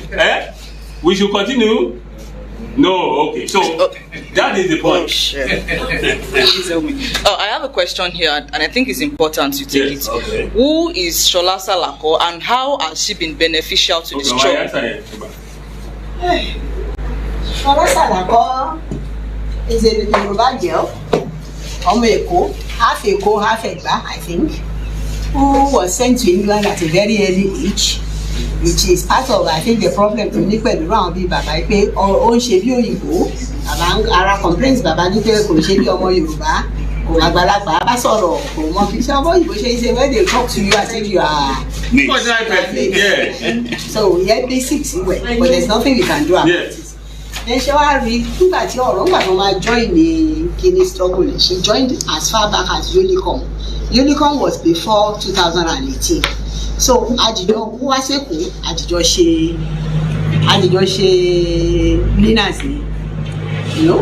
And so why she is now important to us is that in terms of moving with people, UNPO tagbaye, how we can now fly everybody. So táwọn IPOB náà lọ ṣe tiwọn àti Biafra òun ló ṣe. She will go about doing all these things quietly, and using her money as well. She will do all the things. It will also shake off her Conifer. Conifer is more the exact date, but it's like for Africans, football is a football club. Okay. Because our Mohammed ball and it's open only to Yorubas. You saw his hand. But what cancel into the COVID. So you saw nǹkan tó ń ṣe yẹn pé káwọn wá tiẹ̀ máa jáde kọ́ máa lọ gbá bọ́ọ̀lù kọ́ máa ti rí wọn as people from Yoruba nation wọ́n máa gbá bọ́ọ̀lù yẹn as Yoruba nation. Èèyàn mélòó nínú gbogbo àwọn tí even àwọn office holders wa tó ń gbowó wa lọ́n ṣe irú ẹ̀ fún àwọn ọmọ wa. Bẹ́ẹ̀ bá àwọn ọmọ ọlọ́mọ gan tó ń struggle tó ń join kiri èyí tó ọ̀bá bá sùn nù I'm sorry because àwọn olókùn kiri ẹ̀wọ̀n ní jẹ́ kán lọ. Notice ìgbà kan pé for some time àwọn handicap ló win ní medal wálé because handicap ò accuracy wọn súnmọ́ wọn so the best of the handicap ló lọ but the normal women and men wọ́n máa gbà nǹkan lọ́wọ́ wọn ṣáà ní one way or the other before so you cannot get your best with that kind of nonsense but you see this Conifer you just allow them to play or abroad not to pick the best. Abroad not to ṣe wá jẹ lọ play ó ṣe yẹn fún wa gbogbo United Nations affiliate wa àwọn fẹ́ bá wọn sọ̀rọ̀ EU gbogbo ẹ̀ ní UK bẹ́ẹ̀ náà òun ló ń ṣe so àwọn láti sọ pé and very few people ló ní sùúrù òyìnbó láti máa ṣe nítorí they will ask you questions wọ́n fẹ́ tún fún ẹ jáde ó fẹ́ ṣí ìgbà tó fẹ́ ṣí bank account in fact wọn ò gbà kó ṣí lórúkọ ìlànà she had to open it with her details so that olùwà á sẹ́kọ̀ àwọn àmọ́ ìtàwọn máa mú tí nǹkan kan bá gbọ́ the same thing about my website so what about I go to the website ilé go gbé paper ilé nǹkan tí èsè lè gbélé ni nítorí gbogbo ẹ̀ ló fi ṣe so a ní kí ẹni tó the new coordinator kó lọ sheet here in his own name to in South Africa because the laws of all these countries are almost the same. Nigeria nìkan ni olófin anybody lè ṣe account mẹ́wàá around 100 accounts so that is the thing so she is a very very useful girl to then stress anybody anything she decides to do she goes in there she does it uses her money tẹ́ bá fún padà déédéé bẹ́ẹ̀ dẹ̀ fún it's okay so ká wá fi yẹn lẹ̀ ká lose irú ọmọ bẹ́ẹ̀ yẹn òun ló ṣe sẹ́ pé tó bá jẹ́ coordinating the diaspora ni ẹ jẹ́ kẹ́lòmíì máa ṣe lọ kóun fèsì diplomatic ìbò kiri tó ń bá wa ṣe yẹn so that's why we didn't want to lose her and we anchor because. ǹjẹ́ bàbá lẹ́ni ìsìn tó fi ṣe tó ṣe towards her. That's the question next I was about to ask. Someone asked that okay so pé kí ló ṣẹlẹ̀ tí wọ́n bàbá ṣe yọ wọ́n. ó ní wọn ò fẹ́ dáwó ṣọlá ò fẹ́ dáwó kò fẹ́ fún àwọn béèrè owó fún kíní but by that time tọrọ Sunday Igboho máa fi ṣẹlẹ̀ tó máa fi dọ̀rọ̀ kó máa dé court accusation yìí ti ń pọ̀ ike bàbá ń gbowó wọn nǹkan tó ń fowó ṣe wọn ṣe so all the coordinators yẹn ọkọ dalẹ ṣọlá lórí mi all the coordinators yẹn pátá except maybe ti South Africa àti ti one girl ní Canada Bọ́lá Sanda nìkan náà ṣe fún bàbá lówó all the other náà ò sanwó mọ́ àfi táwọn bá mọ nǹkan tí. owó ń gbà tó ń ṣe. Meanwhile. No account details. No on okay. No for example you see bàbá ní nígbà tí wọ́n máa ṣàkáǹtì fèmí that was my initial position was treasurer wọ́n sọ fún mi pé 9.3 million lọ́ọ́ kó fún lọ́ọ̀yà Sunday Igboho ní nígbà àwọn tàbújá béèrè 7 million àwọn ti kó 3 million it is documented tí Ìbàdàn mo rò pé later discover pé ẹ̀gbọ́n àbí brother ìyàwó Sunday so yẹn ní kọfí òun sílẹ̀ pẹ̀lú wọn á yanjú ẹ̀ nígbà tí Sunday máa sọ̀rọ̀ from prison ó ní kò séyàn kankan tó fún un àbí gbogbo ìṣàlẹ̀ kan ó ní kéèyàn kan máa ní òun help òun nobody helped him òun lòun sọ bills òun fún ara so where did that 9.3 million 7 million 3 million ti kó lọ. That's almost 20 million. àwọn lawyers Èkó nìkan ni mo rí confirmation lẹ́nu wọn tí mo torí mo mọ àwọn yẹn táwọn yẹn sọ pé wọ́n ti sanwó fáwọn. Abuja did not say anything. Ti Sunday Igboho did not say anything. So ararun wàhálà tá à ń rí lórí ọ̀rọ̀ owó ìní ẹ̀. Ipe àwọn èèyàn owó ìkẹ́dẹ̀rẹ̀ diaspora ló dà. Diaspora ló dà. Àwọn owó tá a kàn fáwọn detainees ní àwọn adá díẹ̀ ń bí àwọn individuals dá. Even yẹn owó diaspora ló pọ̀ jù nínú owó àwọn detainees yẹn. So ṣé mọ̀ when people keep àwọn tó ń ṣiṣẹ́ nìyẹn ẹ ṣáà mọ̀ bọ́ ṣe ń ṣiṣẹ́ London ìjọ náà bá lọ́ọ́ bí iṣẹ́ wọn máa yọ owó ìjọ yẹn kúrò so kí àwọn kó yẹn lẹ̀ kó máa rí result lórí ẹ̀ it's unfair so ọkàn ọ̀ àdáni ṣọlá lórí tí wọ́n sì lè gbé gbogbo owó kíní ọ̀dọ̀ ẹ̀ lórí lọ kò dẹ̀ sí ọ̀sọ́dọ̀ ẹ̀ wọn bá jẹ́ last owó tó wà ń bẹ̀ àti afẹ́ pín iṣẹ́ yẹn lóní ṣọlá èèlò ló kò lákàntì ó ní 3,000 kíní kan ó ní kó gbogbo ẹ̀ round it up mo 3,000 fi ránṣẹ́ sí bàbá wọ́n dẹ̀ kó ránṣẹ́ sí kìnìún ọ́nìta ni ó náà ń béèrè pé ta ni kóun kò fún ọ́ ní kóun kò fún ṣùpọ̀ òjò that is by the ìlànà lọ́ọ̀yà ìyẹn dẹ̀ gbà ìyẹn dẹ̀ sẹ́yìn kìíní sí mi lóòótọ́ pé òun gbowó yẹn bàbá dẹ̀ ṣe ní òun òrùbó gbà mo ní bàbá ẹ lọ bí lọ́ọ̀yà yẹn owó wà lọ́wọ́ ẹ̀ àti bàbá ti dákẹ́ so it's all a matter of money but àwọn ìtókù yẹn I don't know why Oríṣọlá náà jà ní because gbogbo wọn náà agree fáwọn ò ní sanwó a lot of them and it is affecting iṣẹ́ tiwa gbogbo affect iṣẹ́ ninas tẹ́lá àwọn làwọn kan ti gbójúlé kí wọ́n máa fún wa lówó tá a máa fi ṣiṣẹ́ ninas àrùn ó gbà lọ́wọ́ wọn sí so we have to àwọn gan láti clean ara wa out kọ́ mọ̀ pé ẹni owó táwọn bá kó lẹ̀ àmì láti ṣe if you don't we can't blame them àwọn náà lówó wọn. me too I will do the same thing now I ṣe ẹni fún lọ́wọ́ ẹ̀ ṣàkàn. so nǹkan tó fà á nìyẹn kì í ṣe pé bóyá anything ọ̀rọ̀ owó yìí náà ní gbogbo ẹ̀ pé so as I said we all contribute close to 20 million and ta contribute ẹ̀ torí ẹ̀ sọ pé wọn ò rí nǹkan kan kọ́ ìyàwó wọn ò rí help from anybody nǹkan tọ́mọ yẹn sọ is very weighty èmi kan bínú sí pé ṣé yẹ kó sọ ọdún ẹ̀. It was very short when we had it. Very short. Yeah, but that was what happened, so that's what I said. Very short. Yeah.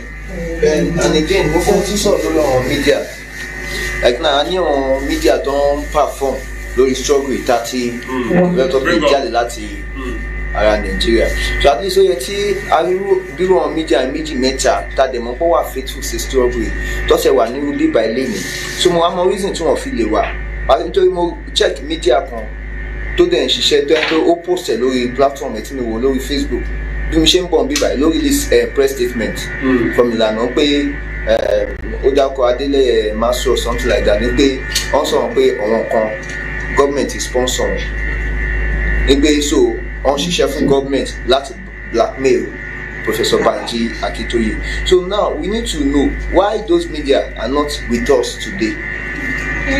ṣe ní pé àwọn ọ̀nà tó bá jẹ́ lóòótọ́ ni government sponsor wa you will probably see everybody here but our sponsor wa so what I did was that since it's a Yoruba affair I decided to pay with the newspaper man tí mo fi ṣe consultant pé let's keep it strictly to the main Yoruba kìíní òun náà ló dé identify wọn fún mi pé Tribune, Nation, Punch àti Guardian ifá mi ò tiẹ̀ fẹ́ fi Nation sí òun ló ní ká fi sí pé ó ń travel pé paper yẹn travel d'Abuja níbi sọ àwọn ará Abuja rí whatever happens I didn't want Nation because of Tinubu because why would I be giving Tinubu my money I don't buy the paper but tó ló máa wúlò no problem anything for Yoruba no it's true I don't feel calm in era so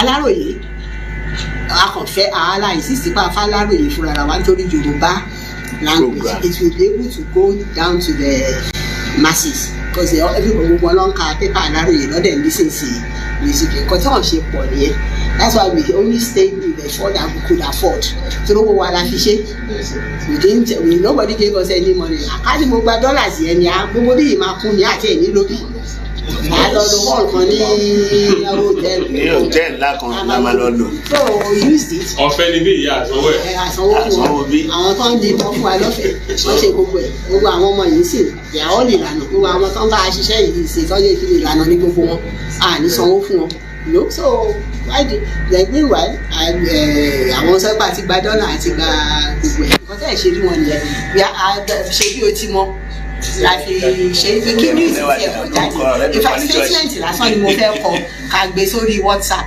làwọn èèyàn ní rárá o wípé we must do like a press conference so that the news will go far kán lè kí everybody lè mọ̀ kí time tó lọ pé nǹkan ti change that things have changed we are trying to clean up our structures clean up our system get rid of all these bad press and get so kò sí nǹkan míì. ẹ̀wọ̀n so ojú kan máa sọ pé ẹ̀yin náà lè máa polongo ẹ̀ ẹ̀yin ní tẹ̀wọ̀n bíi náà ni wherever platform is going to be useful throw it there and everybody will see it who doesn't know who. irú punch tí ó wà bí ṣe punch may be friend to baba ṣe kó bọ́ síbi tó rà pé ṣe àrí àrí punch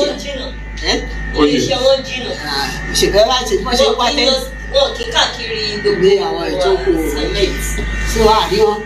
so ẹ̀yin tẹ media ní gbogbo ẹ mọ bẹtẹ lè tú ẹ láwọn ọ̀rẹ́ lọdà media houses ẹ tú ẹ sí wọn. nǹkan tí news consultant yẹn sọ ni only those are the 4 major newspapers ti fún mi wípé anything tẹ bá gbé other newspapers will be forced to carry it so that was why and we needed to keep down cost like I said I manage ara wa ni bóyá tá a bá clean up image wa tán àwọn ọmọ wa bẹ̀rẹ̀ sí ní dáwó fún wa.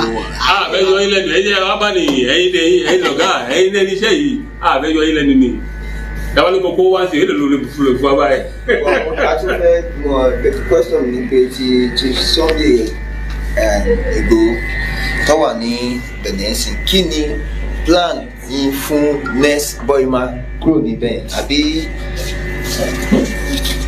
Sorry, Kenila. It's dicey pẹ̀lú ẹ̀. Number 1, ṣẹ́rí òun fúnra rẹ̀ ìgbọ́ràn Ọlájídí. Nígbà táwọn ṣe ṣẹ́rí constitutional force majeure wa ni. It's like an umbrella tó ń bo gbogbo wa tó ń fún wa ní legal not backing legal láti guidance and protection the word ní sùúrù is giving us legal protection because tani kò fún wa legal protection ni àwọn Màlàwí wọ́n ti gbé wa láti December last year that declare kìíní December last year láti ṣe.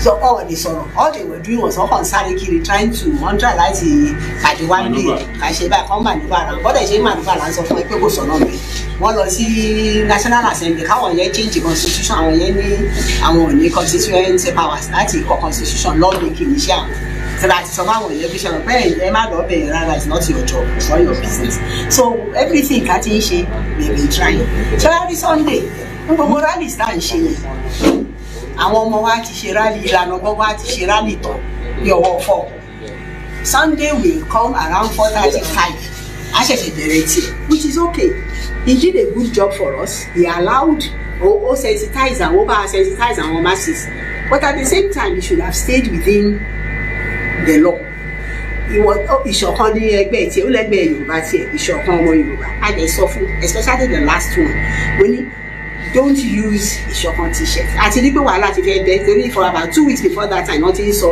ní Fani Káyọ̀dé ti ń sọ pé wọn gbọ́dọ̀ ṣe rally Sunday don't do the rally don't do kinní kan àwọn òtí ẹ̀mọ́ kówó ti change hands so ọmọ iṣẹ́ àsọ̀mọ́ ní kinní ìfẹ́ pọ̀ wàhálà ìfẹ́ pọ̀ Òdùmọ̀ṣù kẹ̀dẹ̀ lè mi ò rírú yẹn commissioner of police Èkó òjò Ìjẹ̀bú tó ń jó tó fẹ́ máa tí wọ́n ní Ìjẹ̀bú òjò òjò jẹ́ fẹ́ máa jó torí gbogbo state tó kù láti lọ ṣe rally ìsọlọ́pàá tó yọ wá ní lẹ́nu ọ̀dọ́ tí so mo dẹ̀ a sọ fún wa ní don't wear ìṣọ̀kan that day o ní owó sáré lọ ṣe t-shirt yìí fún àwọn ọmọ yẹn either use Ninas or use Ìlànà kò dáhùn ìkànnì wa gan sọ pé ká fi sílẹ̀ ìṣọ̀kan ẹ̀ ló ti ń lò látijọ́ yìí ìṣọ̀kan ẹ̀ tó ti ń lò látijọ́ òun ló fa wàhálà ẹ̀ òun lè rí yẹn lédélẹ̀ ṣe ẹ bá mọ iye ta ná apart from nípa sanwó lọ́ọ̀yà nípa àwọn detainees yẹn gbọ́dọ̀ mọ iye millions tó wọlé sí getting them out of náà tí ń ṣe tàbí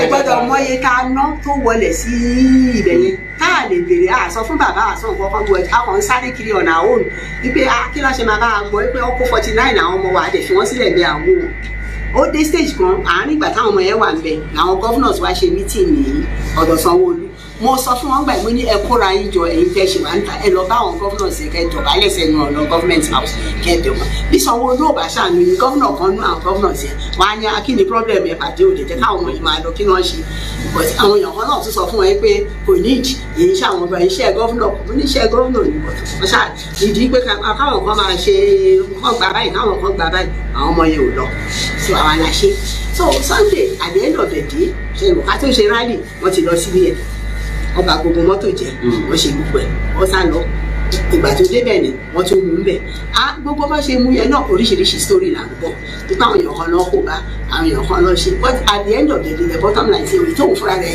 ṣe fún rẹ̀ ló ń jóun torí ká ló gbọ́ràn ní kò ní á sí gbogbo olú problem yẹn a tún wá ń sáré kiri nìyẹn mo dẹ̀ mọ̀ pé bàbá náà bá sáré àwọn kan wọ́wọ́ kan ṣe gbogbo ẹ̀kọ́ ní kò sẹ́ni tó ràn án lọ́wọ́ so kí la fẹ́ ṣe borotai ìyẹn ti gbé plane débẹ̀ helicopter yìí pé ó rò wọ́n máa jọ wọ́n máa gbé lẹ̀ fún kó máa gbé bọ̀ Nàìjíríà bọ́ tó ti gbàgbé pé ọjọ́ kan lọ́lọ́run bí ọjọ́ kan ń bọ̀ lọ́lọ́run bí nígbà tí president Togo bẹ́ẹ̀ ni ẹ wá sí Nàìjíríà Capinlan tó wá bẹ Buhari pé kó jọ kó ṣí bọ́dà wípé bí ń pa àwọn èèyàn wípé àwa ní largest trading partner wọn gbogbo nǹkan tó ń kó on a daily basis tó ń kó padà on a daily basis kí ni yìí àwọn ọmọ yóò ló ń jẹjẹ wọn ní kí ni wọn dáhùn so ẹni tẹ ṣe ìlú tẹ ṣe ẹ fún for almost 2 years lè wá rò pé even kí Sunday gan jẹ criminal they will not release him to you. Now I try it. So it's like a face-off between the two governments. You see, well, ring of this Sunday, we fake passports. Passport to one, passport made to one where there is legally entitled to it. It's Nigerian passport and it's German passport. Could there ticket in any false name, and was traveling. So normal. So kò sí nǹkan kan tó ṣẹlẹ̀ sí i tí global directorate ṣe ní ọ̀rọ̀ ẹ̀gan lójó àwọn yẹn ti fẹ́ release ẹ̀ ọ́ ti fẹ́ release ẹ̀ igbó kó rọra máa lọ kó fa etí ẹ̀ kó máa lọ lọ́nà ń kọ lẹ́tà náà dúpẹ́ tó ti ránú plane àwọn dúpẹ́ lọ́wọ́ everybody tó ṣe bọ́ ṣe níbodè mọ́ so ara nonsense tí ó rà that's what I cannot stand those nínú gbogbo group yẹn ṣe ní global directorate yẹn in fact no ẹni sùúrù so ó yẹ ọ̀rọ̀ Sunday ṣe rí nìyẹn. So, Sherry can say when the woman says about anybody relation for him now, because it's a face-off between our government and Benin. But enough, but they will not bring him back to Nigeria. I don't know. So, Mama Kuro in there, Germany, no, so woman is who we know the story, no, it's turning book, what she especially see, no, my Jeff will not let you know. You can combine no experience like one jam to. Yoruba nation. Nothing will happen to because he didn't do anything. I want the name of Guru, but they are straightforward. Oh, okay, one told you. Well, we need to round up now. So, the only advice I want to give all of us, let's go out. Encourage our people. I know a lot of people be scoring because I've received phone calls before I got here. Phone calls, bye bye. Okay, there's no problem. We are moving forward. And okay, everything will be okay. So, this okay,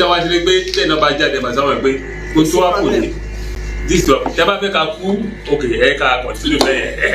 You told me, okay, continue.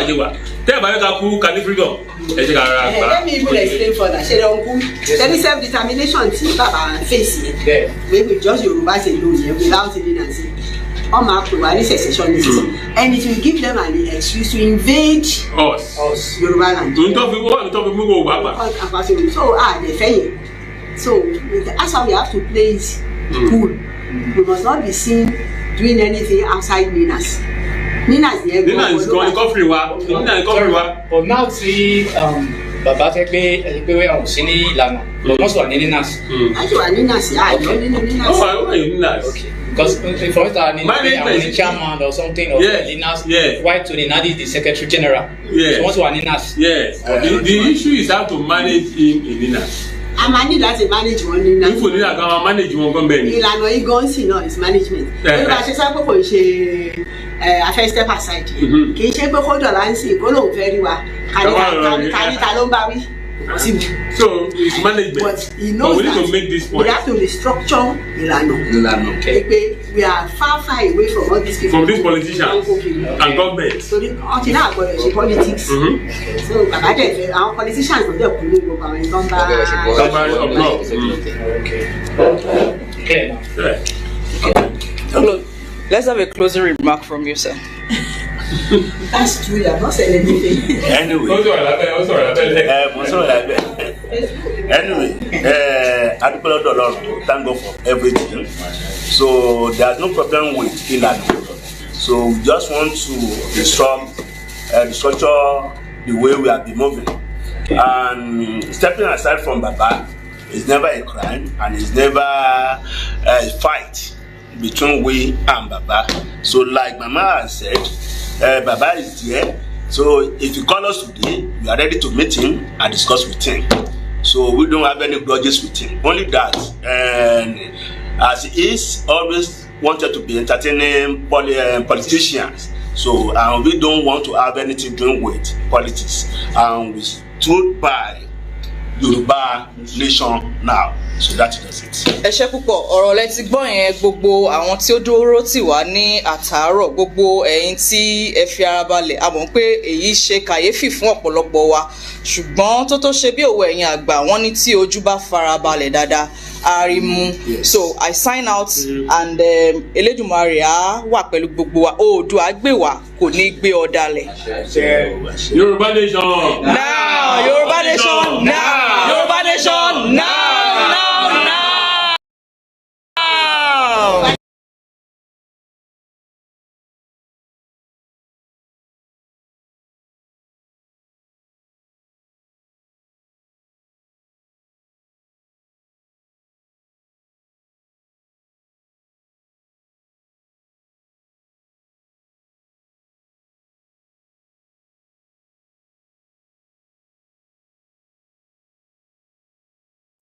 Okay.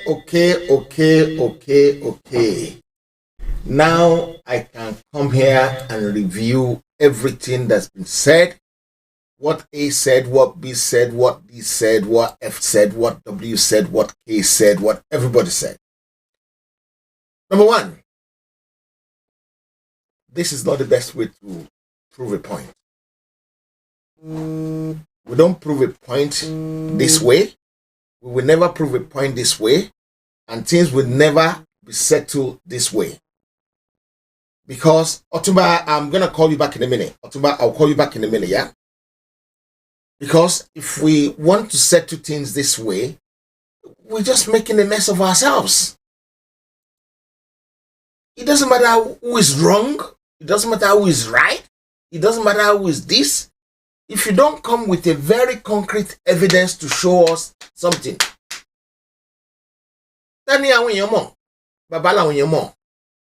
right? Even if Baba is wrong, I don't know whether he's wrong. I'm not saying Baba is wrong. I'm not saying Otumba Ashalagbade Popola is right. I don't take sides. I'm a broadcaster. I put everything out so that people can make up their mind. And again, I want to employ our people. When things like this are going on, watch it. Listen. This is why I don't know how we're going to have magistrate in our land. Because we need magistrate in our land later on. Magistrates are not entirely lawyers. They are members of the public that have common sense. So many of us, we don't have common sense. We just ask questions. We ask unreasonable questions. Sometimes we need to think deeper than going. We need to go to the back of the whole story properly. We need to listen. We need to investigate. We need to look around and see who is telling the truth. Body language. I might not agree with Mama when she said Sunday Boron. Why will she say that? There's no point in saying that. What's some t-shirt has to do with Yoruba Nation t-shirt? What has that got to do with messing things up? I don't think that messed things up. Yes, I don't like people writing their group name on t-shirt. I think it's about Yoruba people. So my own take about this, I'm gonna open the line. When I open the line, if you abuse, I'll cut you off. I'm gonna put the number to call on the show in a minute. But if you abuse, I'll cut you off. If you don't talk sense, I'll cut you off. I want people who are reasonable, who are logical thinkers, who can think beyond these people, or who can think beyond what Maxwell wrote out.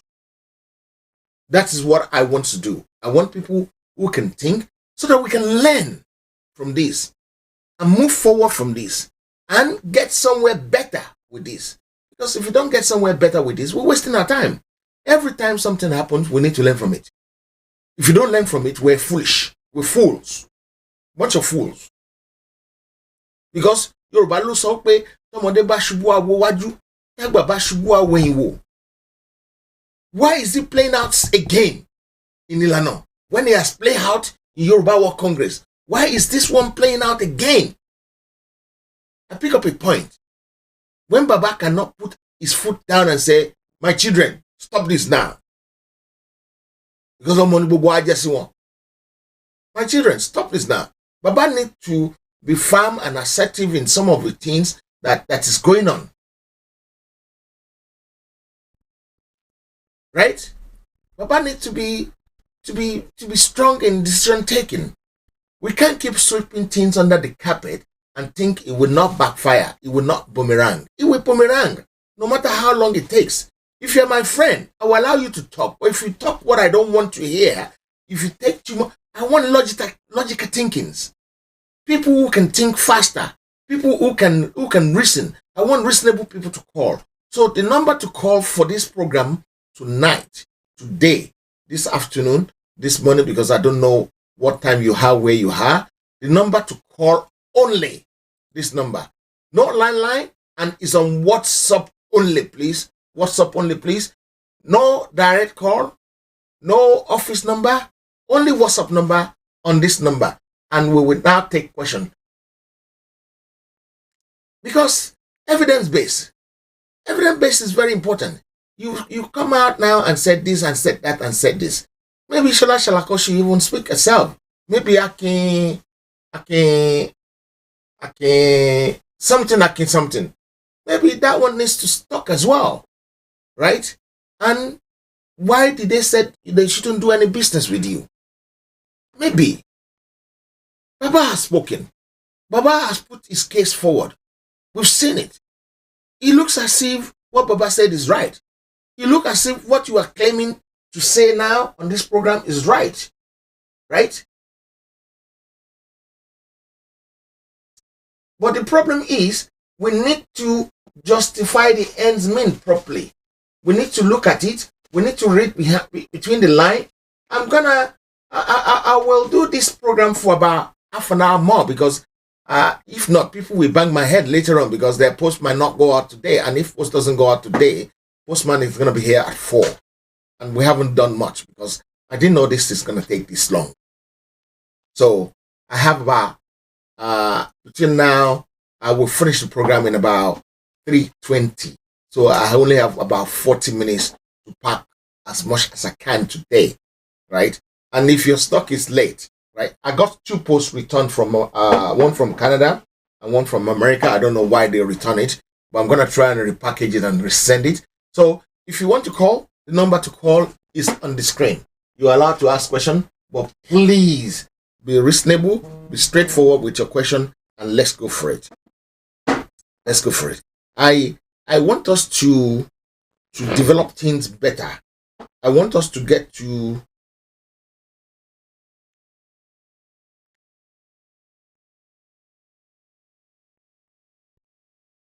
okay. I want us to be reasonable in this situation of things so that we can get there quicker. Reasonable means let's do things let's put Omoluabi into whatever we're doing. Let's put a lot of Omoluabi into whatever we're doing and let's go for it. Omoluabi is very important. It's my keyword. It's what I love. It's what I like. And I don't want us to abuse people, but I want us to be very reasonable. We got the first caller. Hello, sir. Hello. Hello, ma. Hello. Bẹ́ẹ̀ mo wà lórí show ma. Ẹ fẹ́ dá ṣètò ni ma. Ṣé mo lè sọ̀rọ̀? Ó yẹ sọ̀rọ̀ ma. À ń gbọ́ yín. Ẹ̀kọ́ ẹ̀sán ọkùn mi. Ẹ káàsán ìyá wa. Ẹ̀lẹ́kù iṣẹ́ ẹ̀dẹ̀kù bó ṣe máa dà. Àmín yóò sì dá lágbára Ọlọ́run. Ìbànújẹ́ dé bọ́kàn mi lénìí. Kò ń ṣe ìbànújẹ́, we need to resolve things. When things are not going properly, we need to talk about it. Ẹ mọ̀ nǹkan tó mú mi bànújẹ́ torí ọ̀rọ̀ ṣífù tí ọmọ màmá yẹn sọ ni. Inú mi ò dùn fún kọ́mẹ̀ntì tí ọmọ màmá yẹn sọ. Kò kí ń ṣe nǹkan tó dà. Mo sọ́rí. Wọ́n sọ wípé àwọn ọmọ àwọn wà níta. Wípé tó bá ti di pé wọ́n bá ṣe rálì tán ní ṣífù máa ń dé. Èmi ò rí rálì ìlànà ní Nàìjíríà rí. Chief ló ṣe rally, yes. Chief ló ṣe rally. Chief ló motivate àwọn èèyàn. Irú ọ̀rọ̀ burúkú bẹ́ẹ̀ yẹn ẹjọ́ ẹ bá wa sọ fún wọn pé kò dáa. Wọ́n ní ṣífù lágídí kódà. tí chief ò bá lágídí wọn ní àwọn nǹkan tó ṣe fún wa wọn ní lè ṣe. tí ò bá sí ọlọ́run la chief ta ló ń wo Yorùbá nation. kódà ẹ má jẹ́ ká fi ojú olóore gúngì.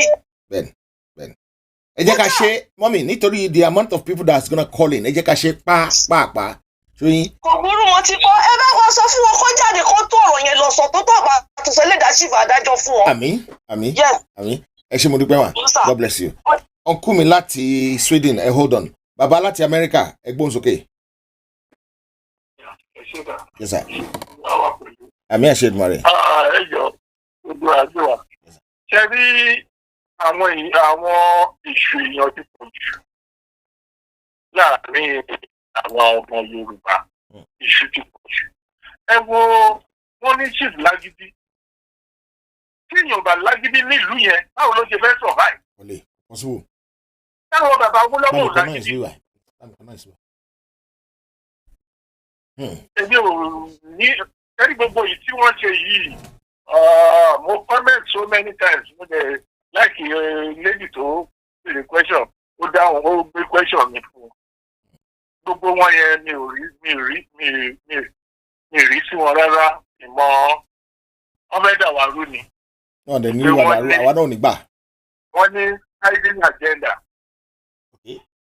ní tìtẹ̀ ni wọ́n ní hiding agenda so ẹ jọ ẹ jẹ́ ká tètè dìbọn fún wọn. ẹ ṣé mo dúpẹ́ sir thank you very much God bless you sir. bàbá mi láti Sweden ẹgbọ́n sókè tí wà lórí kan ni. hello ẹ káàsán sá. ẹ káàsán bàbá báwo ni sà. Ojàre Akwito dáadáa ní sá ẹjọ mo fẹ́ dá sí program ni. ó yá ẹgbọ́n sókè. I have a lot to say on this. ṣé rí lákọ̀ọ́kọ́ náà ilé ò ní fẹ́ kí gbogbo wa ká condemn àwọn group of people tí wọ́n sọ̀rọ̀ yẹn. reason ni pé there is no matter kò sí bí irọ́ bí ó ṣe lè pọ̀ nínú ọ̀rọ̀ tó there will be an iota of truth. òótọ́ rẹ̀ lẹ́sọ̀ sà. láwọn nǹkan kan tó máa jẹ́ òótọ́ kéékèèké kọ̀ọ̀kan. fine pẹ̀lú press conference tí wọ́n hold yẹn fine ìyá tí ó sọ̀rọ̀ yẹn àwọn nǹkan wà tá a lè fọ́ọ̀tì wọn lé lórí pé okay she shouldn't have said so. Number one ó ní pé ọ̀rọ̀ bíi Sunday ò gbọ́rọ̀. That's one. Is irresponsible statement. Benza. Sunday ò gbọ́rọ̀ is irresponsible statement. Sunday ò gbọ́rọ̀. Number two ó ní wípé nígbà tí àwọn notice or tí wọ́n sense pé nǹkan báyìí ń ṣẹlẹ̀. There are many ways tí wọ́n lè fi bá gbogbo ọmọ Yorùbá lápapọ̀ sọ̀rọ̀ tí wọ́n á sọ pé ókè o nǹkan tí bàbá ń ṣe nìyí not by going through this medium. Hold on. Lash Boluwaji, right? I said I want logical thinkers. I don't want jargons like you to comment. Because if you're not damn stupid, somebody is saying there will be an iota of truth in what somebody is saying. And there will be a lot of lie. And what Mama said about Chief is very completely unacceptable. And you're writing your jargons. Or Denier, that's why your mama got it by a pack car. Uncle Me, I'm going to let you go. I really appreciate you. Otumba Olabode Oseni, you are on the program today, sir. Egbon Soketa. Papa. Okay. Otumba. Hello, sir. Hello? Egbon Soketa, ti wà lórí kan ni pẹ̀lú mi. Okay. Ẹ̀yin kọ́ Uncle Latin America, ẹ̀yin kọ́ Otumba Olabode Oseni ni. Uncle Latin America kọ́ Otumba Egbon Soketa. Oshade, I must congratulate you for doing a very good job. Exactly. Ìdí ẹ̀ ni wípé ṣé ń gbọ́rọ̀ mi? À ń gbọ́ yín sà. Ní tí o sọ pé I'm congratulating you ni pé mi ò mọ n tó ṣe jẹ́ pé tí wọ́n ti change Zoom meeting wọn, which is fine, but you find them. You brought them to the whole world to see. Èmi rò wípé orí kíké kọ́ ni oògùn ẹ̀fọ́rí. No matter what, ṣẹ́rí tí ò bá jẹ́ pé ó nídìí obìnrin ò kì í jẹ́ kúmólú. Àwọn tán ní àwọn pe meeting yìí gbogbo ohun tó ń sọ yẹn is not all that acceptable to it. I'm not a member of Ilana, and I will never be a member of any of the groups. I'm one of the elders in this campaign. And I must thank you also that part of the people that brought me into this, you are one of them. Adijowa Perurawa. Iti wan ṣe leni yìí is nothing more than àbòsí ọ̀tẹ̀. Ìlara tí ẹ bá ní differences láàrin ilé kò sí nǹkan tó stop wọn kẹ má jókòó láti jẹ́ kẹ jókòó sọ. Iti wan ṣe yìí they got zero. And I'm sure many people will agree. Ọ̀túnba, let me just highlight some few things. Number one, this problem has been ongoing for about 2 months. It's not a problem that started today. For about 2-3 months, this issue has been ongoing in the background. I am not going to judge anybody, even though I know the whole story. I know what is in the background. I know what is in the foreground. I know a lot of things. But I'm not ready to do anything that will not push us in the right direction. So I don't care what problem they have. We want Yoruba nation. That's all we want. So this is not the best of the best. And you said one thing. Yes, sir. Mosai, let's interrupt here. Ade, yes, sir. I think you said one thing, whether consciously or unconsciously, you said you are a broadcaster. Yes. Stay on your lane. Yes. The whole world will respect you, will like you, will appreciate you. Because Ibatawa wants you to Zoom, you are the one that got them online. So stay on your line, stay on your lane, continue doing what you are doing. You know, and we are all broadcasters, we are in the media, and we should be independent. My comment is just a general comment. I'm not indicting anybody. I don't even know them, and I don't want to know anybody. And that's why I say I'm not a member of any of the groups. And I'm sure a large number of our people, I'm a campaigner, I'm not an agitator, and I've been doing a great job the way I see it fit, and I will continue to do it. I dedicated my life, the remaining part of my life, to this campaign. And I have no doubt in my mind that we are going to get there. So, they cannot distract us. Because like I said, nothing stopping any family to sit down together and iron things out. And this is not the time. The money like my break here and there. If you continue to break and break and break, Ben, sir. Thank you very much for giving me this opportunity. And keep doing what you are doing. Yes, sir. Thank you. Babam Latin America, everyone's okay. Eti wa lórí ìkànnì pẹ̀lú mi. Yes, sir. Ẹ̀yin sílẹ̀ lẹ́yìn lọ́dọ̀ yín o. Ẹ̀yin sílẹ̀ lẹ́yìn. Okay. Ọ̀gá mi, hold on. Everyone's okay Latin America. Ọ̀gá mi, Àmọ̀tẹ́kùn, hold on. Everyone's okay. Lẹ́sà ẹ kúṣẹ́. Yes, sir. Iṣẹ́ àdá ò lágbára Ọlọ́run. Àmì àṣẹdùmarè. Adélẹ̀ ní lágbára Jésù. Àmì àṣẹdùmarè. Ọ̀rọ̀ tó pọ̀ mo kàn rí gbogbo ọ̀tọ́ sọ látàárọ̀ ẹ̀ mo ríṣi ọ̀rọ̀ kan. Ẹ jẹ́ àfira wa àwa Yorùbá àwọn kan máa ń complain wọ́n ní Yorùbá pé ọ̀rọ̀ wọn ò yéra wọn pé ẹ̀rọ wọn ń gbéléra pé wọ́n máa ń dára wọn. This is part of it. Now àwọn Igbo wọ́n ṣe tí wọ́n sìn ṣé wọ́n ń dáwó ni wọ́n ń dáwó àmọye ibi tá ń dáwó sí but tí ìgbó lára wọn kan sọ pé àwọn ẹgbẹ́ kan ní o àwọn ẹgbẹ́ kan ní o pé àmọ́ Kánò òkè ṣe hold on 1 minute, sir. Hold on 1 minute. I've seen another stupid idiot on the line. Fimole Freeman, you must be damn idiot. Tony Nnamdi is behind this. He hates Biafra and Yoruba Nation. You must be a damn stupid boy that got hit by a pack car. Because if you're not stupid, you won't be saying something like that here. I don't want distraction. I want sensible people. I want logical people. I want reasonable people to reason with me. Daddy, if mo fún yín ní 30 seconds more, sir. Everyone's okay. Okay. Àwọn Igbo wọ́n ṣe tí wọ́n dáwọ́ àgbáriwo wọn àgbọ́ kínní kan wọ́n sọ pé ó kówó jẹ ó ṣe gbá ó ṣàkan wọ́n ibi tá ń lọ lọ́sì fókọ̀sì pé ká débẹ̀ lágbára Ọlọ́run bẹ́ẹ̀ tí àwa Yorùbá kí ló wọ́n sọ pé ọ̀rọ̀ wa ò yéra wa pé a máa ń dára wa bí irú ẹlẹ́bàtẹ̀ ti fẹ́ ṣẹlẹ̀ ó yẹ ká ìmọ̀ ibi tá à ń lọ ná bẹ́ẹ̀ àti débì kankan sì wọ́n ti ń jà lówó wọ́n sọ pé ẹni báyìí kì í ṣe kan tó dáa nìyẹn ẹjá sì bẹ́ẹ̀ nìkan ti ẹ̀kọ́ owó jẹ ẹjá sì fílẹ̀ ká máa bi tá à ń lọ kọ́rọ̀ wa kó wà lójú kan náà ká tọ̀ síbì kan kó ìtọ̀ wa kó hó sí ojú kan náà ká má mọ̀ sọ pé oríṣiríṣi ẹgbẹ́ lè wà ńlẹ̀ bẹ́ẹ̀ kì í ṣe pé ká máa criticize ara wa pé ó ṣe báyìí ó ṣe báyìí ó ṣe báyìí wọ́n ti fi sẹ́gbẹ́ kan wọ́n fi sẹ́gbẹ́ ọ̀tún wọ́n fi sẹ́gbẹ́ òsì kì í ṣe ìta bá ń gbọ́ lórí mídíà ń sìn pé everybody bá gbọ́ náà wọ́n sọ pé àwọn Yorùbá wọn ti bára wọn jà lérí owó àwọn tó ń hẹ̀pù wọn àwọn tó dúró bí alátìlẹyìn fún wọn máa yẹra fún ọpẹ́ òní o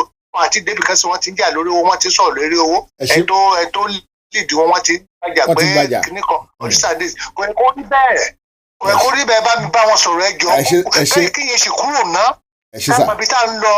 ẹ ṣe sà kò yẹ kó rí bẹ́ẹ̀ máa jẹ́ kẹ́ máa lọ sà máa jẹ́ kẹ́ máa lọ kò yẹ kó rí bẹ́ẹ̀ alàgbà láti +66 ẹ̀ láti hold on fún mi ọ̀gá mi ọwọ́ méjì lókè fi ẹ̀kọ́ ṣoṣo ẹ̀gbọ́n sókè sà Àmọ̀tẹ́kùn.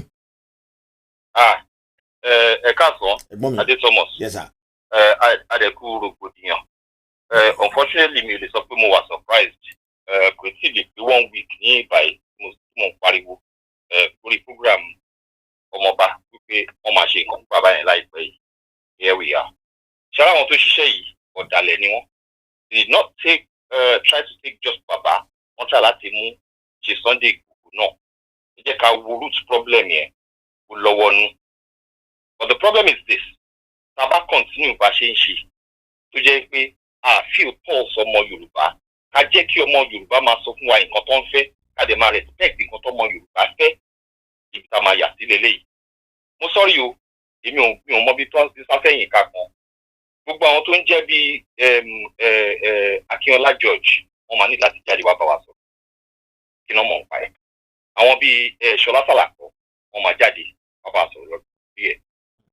Ẹni tó jáde yìí torí tó bá jẹ́ pé wọ́n gbọ́n tó bá mọ̀ pé a fẹ́ gba òmìnira wọn ò ní ṣe nǹkan tó máa bà ọkàn àwọn ọmọ Yorùbá jẹ́ wọ́n máa stick sínú abẹ́ ìlànà wọ́n máa rọ̀fẹ̀ wọ́n máa jà fún ọmọ Yorùbá wọ́n á dẹ̀ tún inú ilé yẹn ṣe akíkanjú ọmọlúàbí náà máa fi ṣe ọmọlúàbí àti democracy wọ́n máa àdẹ̀ papọ̀ òun ló máa fún wa ní ìfarasin they were not able to do that we saw it coming akànnì sùúrù ni kó má dàbẹ́ ni pé nísìnyí lọ́wọ́ tá a wà yìí ẹni tí ò bá ìtìdè máa wo ọmọ Yorùbá kó máa béèrè lọ́wọ́ ọmọ Yorùbá pé kí lẹ fẹ́ kò tí ì bẹ̀rẹ̀ sí ní fẹ́ ṣe ìjọba àti democracy.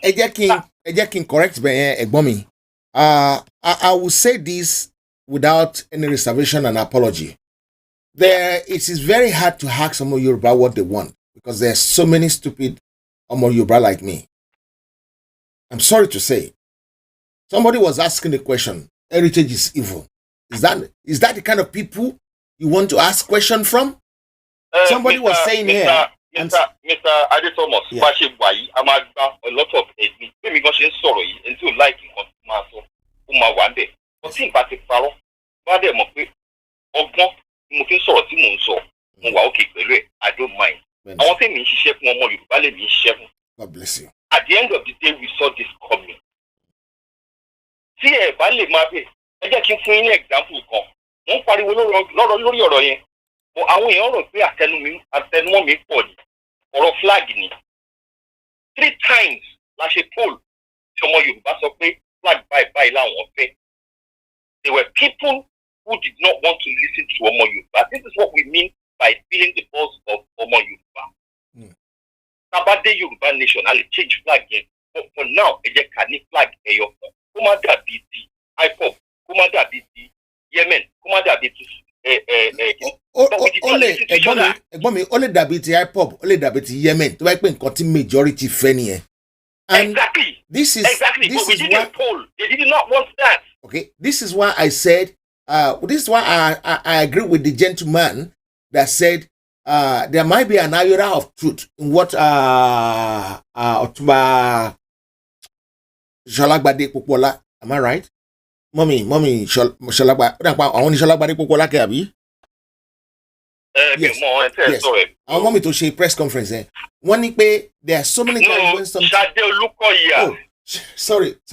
Otumba Shade Olukoya. I'm sorry, mommy. I'm sorry, everybody, for missing the name, for messing about with the name. Right. So many times when they go to Baba, that this is what they're doing that is not good. Baba will say, leave them. Let's continue. This is the problem. No. I'm not saying that. This is what causes problem in Yoruba World Congress because I was part of it. Until that time, I said, I don't want to be in any group anymore. I want to be independent. I want to do Yoruba and not Egbe. I'm not after any Egbe. All I want to do is Yoruba. The same thing here. Because in Goton realized they did not want it, but all of them forgot. We can one need last need oversight. There has to be a set of people to monitor, to regulate one. If we cannot do that as a matter of democracy, we will fail. Ọmọ Yorùbá ìyẹn la ṣe sọ pé ká máa feel pulse ọmọ Yorùbá gbogbo àwọn Bashiru tó wà yín báyìí gbogbo ọlá ọmọ ọlá gbogbo tèmi. We need to be listening to them to move Yoruba nation forward. Tá a bá ti lè listen sí àwọn tá à ń sọ̀rọ̀ yìí tá à ń sọ̀rọ̀ lójú wọn, we will never get anywhere. Ibi afẹ́gbẹ́ foundation mi ni ògo adúláwọ̀, ìmọ́lẹ̀ ògo adúláwọ̀. We cannot do it by backstabbing each other. Kama ṣe foul things láàrin ara wa. Ìfarasìn is very, very important. It's not about me. It's about 60 million people. So I have to make sacrifices. Tọ́ba ní kí n wá ṣe kinní yìí. Tẹ́nìkan bá jáde. Tó bá dàbẹ̀ ní pé èèyàn ẹ̀ mọ̀ ṣe hold on, sir. Hold on, sir. Egbomi, I need to reply this comment as well. Ilana Oodua is the new Afenifere. I don't think so. People are just coming here to pass unnecessary comment. How can Ilana Oodua be the new Afenifere? What gives you that impression? Kò lè ṣe nǹkan tẹ́ ṣe mi pẹ̀lú ṣe jẹ́ leader nìyẹn. Kò lè ṣe ká má ní àwọn outfit mélòó kan. Nǹkan tó ṣe pè wá leader nìyẹn. We need to explain to them. Kì í ṣe pé ká máa bá wọn jà. Wọn ò ríran. Ìyẹn la ṣe wà ń wájú wọn. Tá à ń support wọn. We need to be speaking to them. Let them know what is going on. I keep one in the dark for so long. What breath? Sorry, this is where we're making the mistake.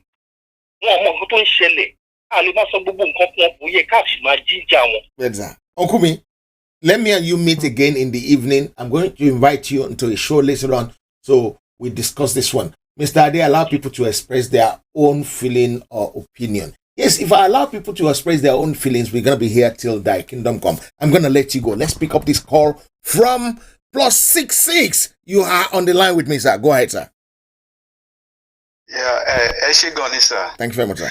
Yes, sir. So, firstly, sir, Mufe, I like a point to come. One, human management. Ben, sir. Human management crisis, or when the first thing to affect I want la no more do. Don't affect you generally. Don't affect you, even myself. Then Sherry, most times we mean saying me like something big group because they about watch before key Oloye Sunday go kodo de pe won ní issues they about watch ni pé tó te ba nse show lọ́wọ́ àwọn èyàn àwọn ní ẹ sọ fún bàbá báyìí ẹ sọ fún bàbá báyìí ẹni ko ṣe nǹkan báyìí ṣe nǹkan báyìí so many jargons ló máa ń wá so and they about watch a lot of all these people in continue a lot of them are answer, which is normal. So you cannot control how people behaves. Let's understand. That's true. And when it comes to this group of a thing, never watch a lot of people of one none. That is one thing. Sherry, what I be based on because center mamu or kofun to the fair was because but Timon will press briefing one is very, very obvious. Only on the agenda. So my other point now is since to every this set of new groups, Tola on Jade Singh, they are fighting for same thing. Why not? If we are going towards same goal, let's see what they can do because according to what the woman said, only ideology and what I want in Concobe, I want exhibit Londa Baba and Concobe, town bathroom Baba, and advice on people. Okay, fine. So it's all good. Well and good. A Jackie Moshe. Nobody she people Amari Wabi. Yes, do see. So in Kokomo, what are the first songs? Emerson call me, Mosa. Emerson call me. ẹ jẹ́ kí n fi ilẹ̀ kẹ́ máa lọ ẹ jẹ́ kí n bá alàgbà tó wà bíbà sọ kíákíá bàbá mi ẹ gbóhùn sókè ẹ ti wà lórí kan ní pẹ̀lú mi ẹni tó ń pè láti London thank you very much sir. hello sir ó yẹ gbóhùn sókè. Plus, my brother, hello sir. God bless you. Amen. Okay, God bless you. Thank you very much. Thank you. You're welcome, sir. Iṣẹ́ takuntun tẹ́yìn ṣe. Àwọn nǹkan tí mo fẹ́ sọ wà lára àwọn nǹkan tó jáde nínú ìpàdé tí Ọ̀túnbàdé Olúkọ̀yà tí. Ọ̀nkú mi, ẹ káàsán sáà. Ìmọ̀ pẹ́yìn ni. Nǹkan tẹ̀yìn náà sọ. Ẹ káàsán sáà. Mi ìmọ̀ pẹ́yìn ní sẹ́yìn tẹ́mọ̀ ṣe gbóhùn yín dáadáa nísìnyí sáà. Barrister. Oh, God bless you. God bless. Thank you very much. Ọ̀rọ̀ Ọlọ́run nínú Bíbélì Christian ni mí. Ó ní no house, city by itself shall stand. And it seems that is what is happening. Ibi tẹ wà yẹn bad sir. Ẹ jẹ́ kí n fi máa pè yín padà directly sir. Ẹ jẹ́ kí n pè yín padà directly because mo fẹ́ gbọ́ voice yín yẹn. Mo fẹ́ gbọ́ dáadáa. Nǹkan tẹ́ ń sọ yẹn ó ń break sir. Máa pè yín padà directly sir. Thank you. Before I come to Entokpe yẹn tí mo ní máa pè padà ní before I come to you, let's get this caller first of all. Let's do something for a change. +1908. I'm gonna call you back as well. Let's get this lady to speak. For a change, let's pick up a woman. Hello ma, Ekale ma. Ekasama. Baba mi. Ekasama. The Nigerian caller, please hold on. Adupe ma, mo wà lórí kan ni o, ẹ fẹ́ dá sí àbí? Bẹ́ẹ̀ni sir. Ẹ jọ̀ọ́ daddy. Actually mo bá kíní show yẹn later. Ṣé ń gbọ́ mi dáadáa? À ń gbọ́ yín nísìnyí bẹ́ẹ̀. Please line gbọ́rọ̀ Olúwa o. Mo bá show yẹn ní halfway. Mo lè pick towards to the end.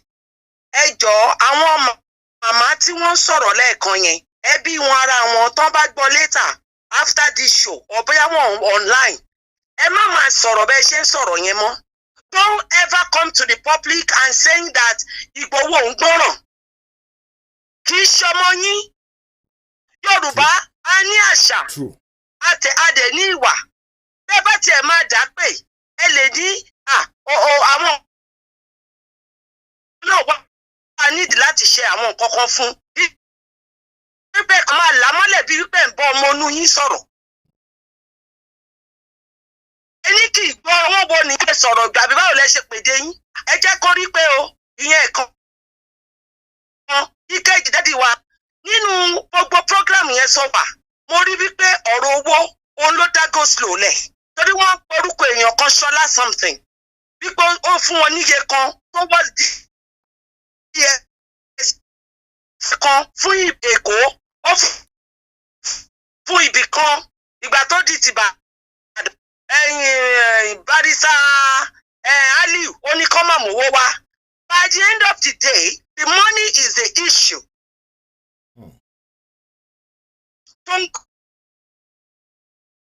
Gbígbọ́ ó fún àwọn ní accountability. Olórí.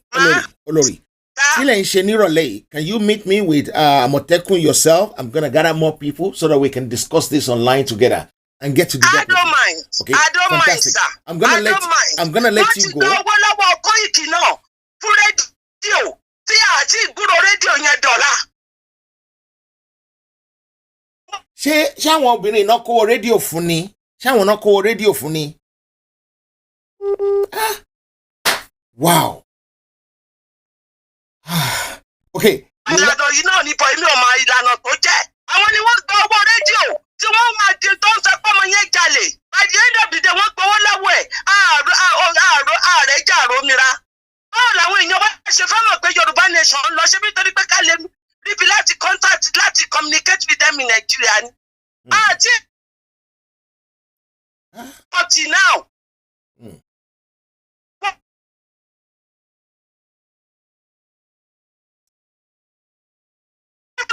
Wọ́n fọwọ́ ṣe Yorùbá ni, ṣé fọwọ́ ṣe yín ni?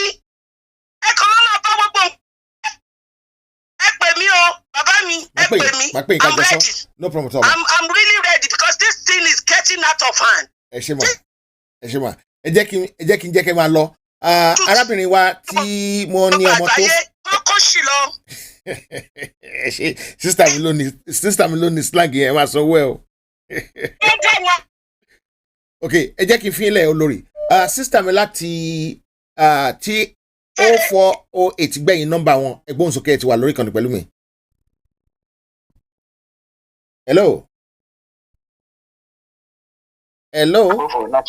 hello ẹ̀yin mo bá wí sà mo ń gbọ́ yín ní sà. ok sà Kasma Media ló ń sọ̀rọ̀ sà. ẹ ṣe bàbá mi ọwọ́ méjì lókè àwọn ẹniwájú ẹni dé ìròyìn láéláé sà. àmì sà kò ní sún kò ní rẹ̀ àmì ilé ẹ̀jẹ̀ program yìí gan. àmì àṣẹ ìdùnnú rẹ. ọkọ̀ kan náà mo fẹ́ sọ fà torí time ṣé èèyàn méjì ò ní jà láyé kéèyàn kan jà àárín 100% bẹ́ẹ̀ náà ni kéèyàn kan jẹ̀bi 100%. ẹ ṣe.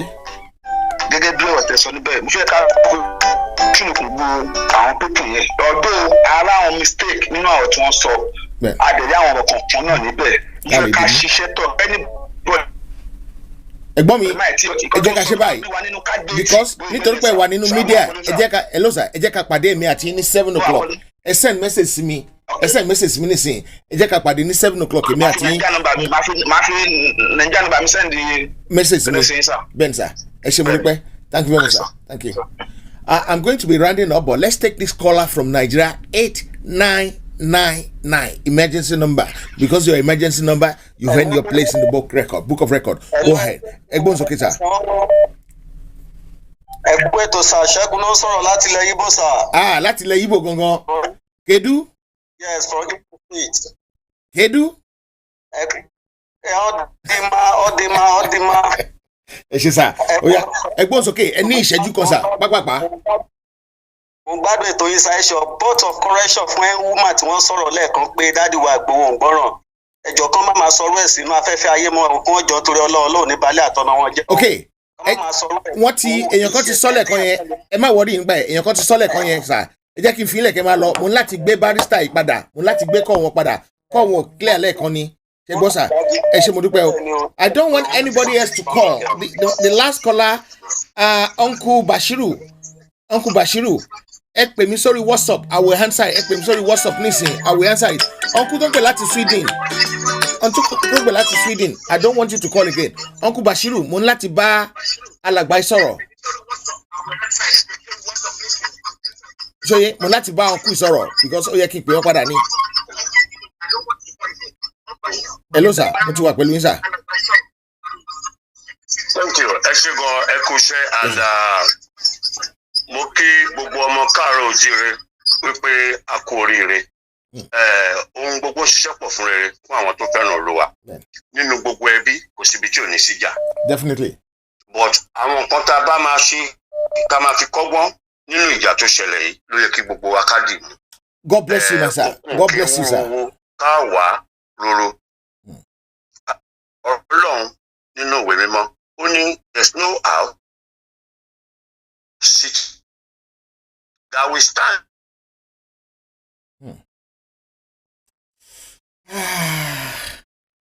line wọn yẹn fún mi ní headache gan-an mi ò gbọ́ yín rárá sà mi ò gbọ́ yín rárá Uncle Bashiru now I'm going to call you back I've seen your number on this WhatsApp mo láti pe daddy padà directly ni because nǹkan tó ń sọ wà very very important to me no hold on sir Uncle Bashiru I hope you heard me yeah great I'm gonna call you back now sir hold on jẹ́ kí n type number yẹn náà hold on ẹ má jí drop tẹ wá drop mi ní rí number yẹn mọ́.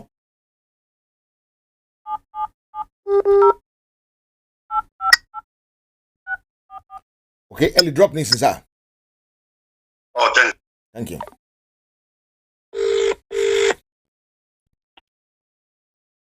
Hello sir a ti wà pẹ̀lú yín nísìnyí. ṣé ẹ gbọ́ mi ẹ ṣé gan mo ní ká máa dúpẹ́ pé eléyìí ṣẹlẹ̀ nílẹ̀ Yorùbá but ìtìjú wà nínú ẹ̀ wípé ọgbọ́n tá a máa kọ́ nínú ìlú ẹ̀ka àwọn ọ̀rọ̀ Ọlọ́run ní no city no nation that divides against itself will stand. Ìṣọ̀kan la ní ìpínlẹ̀ Yorùbá nísìn ìdílé máa dìbà kan náà a lè máa wọ́n ní inú ọjà là ń lọ èrò ọjà paramọ́ Yorùbá ní ọ̀ràn kan ò wọ́jà. There will be differences in ideologies. Bẹ́ẹ̀ni sà. We will not always agree. Yorùbá ní a kì í sùn ká kọrí síbi kan náà. Bẹ́ẹ̀ni sà. And when we disagree, let's do it with decency. Thank you. Gẹ́gẹ́ bí ọmọlúwàbí tá a jẹ́. It's not always right for us to wash our dirty linen in public. Àwọn ọmọ tó ń bọ̀ wọ́n ń wò wá ṣé bí ìmọ́lẹ̀ gbogbo adúláwọ̀ ṣe ń ṣe nǹkan rẹ̀. Kò yẹ kó rí báyìí. Ẹ̀sùn ọ̀gbà tẹ́ sọ̀rọ̀ lẹ́ǹkan pé YWC tó ṣẹlẹ̀ kí la ti kọ́. We are at the point in our development where we must learn to manage failure successfully. For every success is a failure turned around. When are we going to start learning? Apostle Paul said, we are ever learning but never able to come to the knowledge of truth. Àsìkò tó bá yẹ ká máa ka ábídí lówe, yẹ ká máa ka ẹ̀kọ́ tó jù yẹn lọ, kó yẹ ká máa ka ábídí. Ẹ jọ̀ọ́, a ti blame ara wa tó. Àsìkò yìí kọ́ ni a ní ìdí gbogbo nǹkan. But mo fẹ́ fèsì sí nǹkan kan tí màmá yẹn sọ. Gbogbo ìtọ́sọ nípa ti olóyè àwọn èèyàn ti sọ̀rọ̀ lórí ẹ̀mí. Ẹ má fèsì sí nǹkan tó ń sọ nípa Global Directorate ẹ fi bẹ́lẹ̀. Mo kàn fẹ́ fèsì sí yẹn. In the sense pé ṣé ẹ rí Yorùbá ní àgbà tó lómi nínú kì í pariwo. Àgbà òfìfo kì í dún worowóró. A ní láti kó ń ṣàríwó la máa fi ṣe kinní yìí. Oríṣiríṣi ṣéèdì iná ló wà. Iná blue, white, red. Èyí tí alágbẹ̀dẹ tó fi ń gẹrin blue ni olówó attractive jù. Ẹ sọ̀rọ̀ directorate. Wọ́n sọ̀rọ̀ directorate, wọ́n sọ̀rọ̀ Chief Adéyẹmọ Ìgbòho Òòṣà. Ẹ jọ̀ọ́, ẹ jẹ́ ká gbogbo nǹkan ká bá ń ṣe, ẹ jẹ́ ká máa fi bẹ̀rù Ọlọ́run sí. Ìgbòho mọ directorate mọ Ìgbòho. Gbogbo ìtẹ́ wa ń sọ fún public ẹ fẹ́ kí àwọn èèyàn ká ìtara wa. It's divisive. Wọ́n ṣe bẹ́ẹ̀. Ẹ jọ̀ọ́ nítorí Ọlọ́run, gbogbo aṣọ kọ́ la máa ń sá lóòrùn. I'm talking to Madam Sade Olukoya. Eagle money, èèyàn dẹ̀ mọ́. A ti wà ní pàdé rí. Ẹbínú kúrò ń bẹ̀ ni mà. Ṣèbí kò lè dalẹ̀ Yorùbá yìí ni. Ẹ jọ̀ọ́ nítorí Ọlọ́run. Kò dáa ká máa bara wa jẹ́. Let's look at the best and celebrate the best in us. Àwọn àtẹnu wọn máa gíra wọn jẹ, but no one visit the dentist and say pull out my teeth. We don't do that. Àsìkò máa gbé ni. Ẹ jọ̀ọ́, ẹni tó bá kú tí wọn tó bá ṣọṣẹ́ gbìyànjú lẹ́yìn jorun pálù. We must learn to tolerate each other. We may not like the way we do things, but let's tolerate and endure. Thank you very much, sir. I'm going to let you go because my postman is going to be here. My last caller today is my brother, Alhaji, the man who I call brother always. Egbon's okay to Alori kan pẹ̀lú mi, sir. Hello, sir. Alhaji.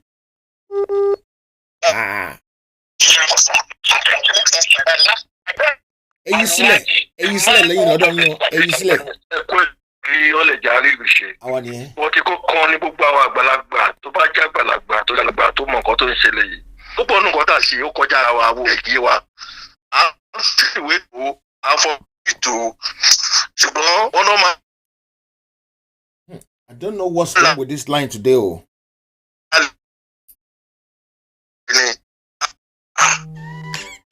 So pé ó yẹ ká tó pírípòtò agbára kan kọjá agbára wa tó ń bá wa fà á because bàtẹ́ èèyàn bá lè jáde ṣèkó lè ní bàbá akíntó dáadáa pàṣẹ pé wọ́n tá a ṣe ń kúrò àti ìpera wa èdè wo òjìra wa bá àlàjì fẹ́ bọ́nú ẹ̀ ẹ̀bẹ̀ ni máa bẹ gbogbo wa o ká sì ní sùúrù gbogbo ìtọ́ bá sì sọ dàrẹ́tẹ̀rẹ̀ ní Yorùbá Nation Now ní World Congress náà ni ó yẹ kí gbogbo wa tó pèrè pé ó dàgbé àmọ́ ìta ṣe àṣemọ́ ìtókàn. Àwa bára wa sọ̀rọ̀ tóbi tágbára lọ.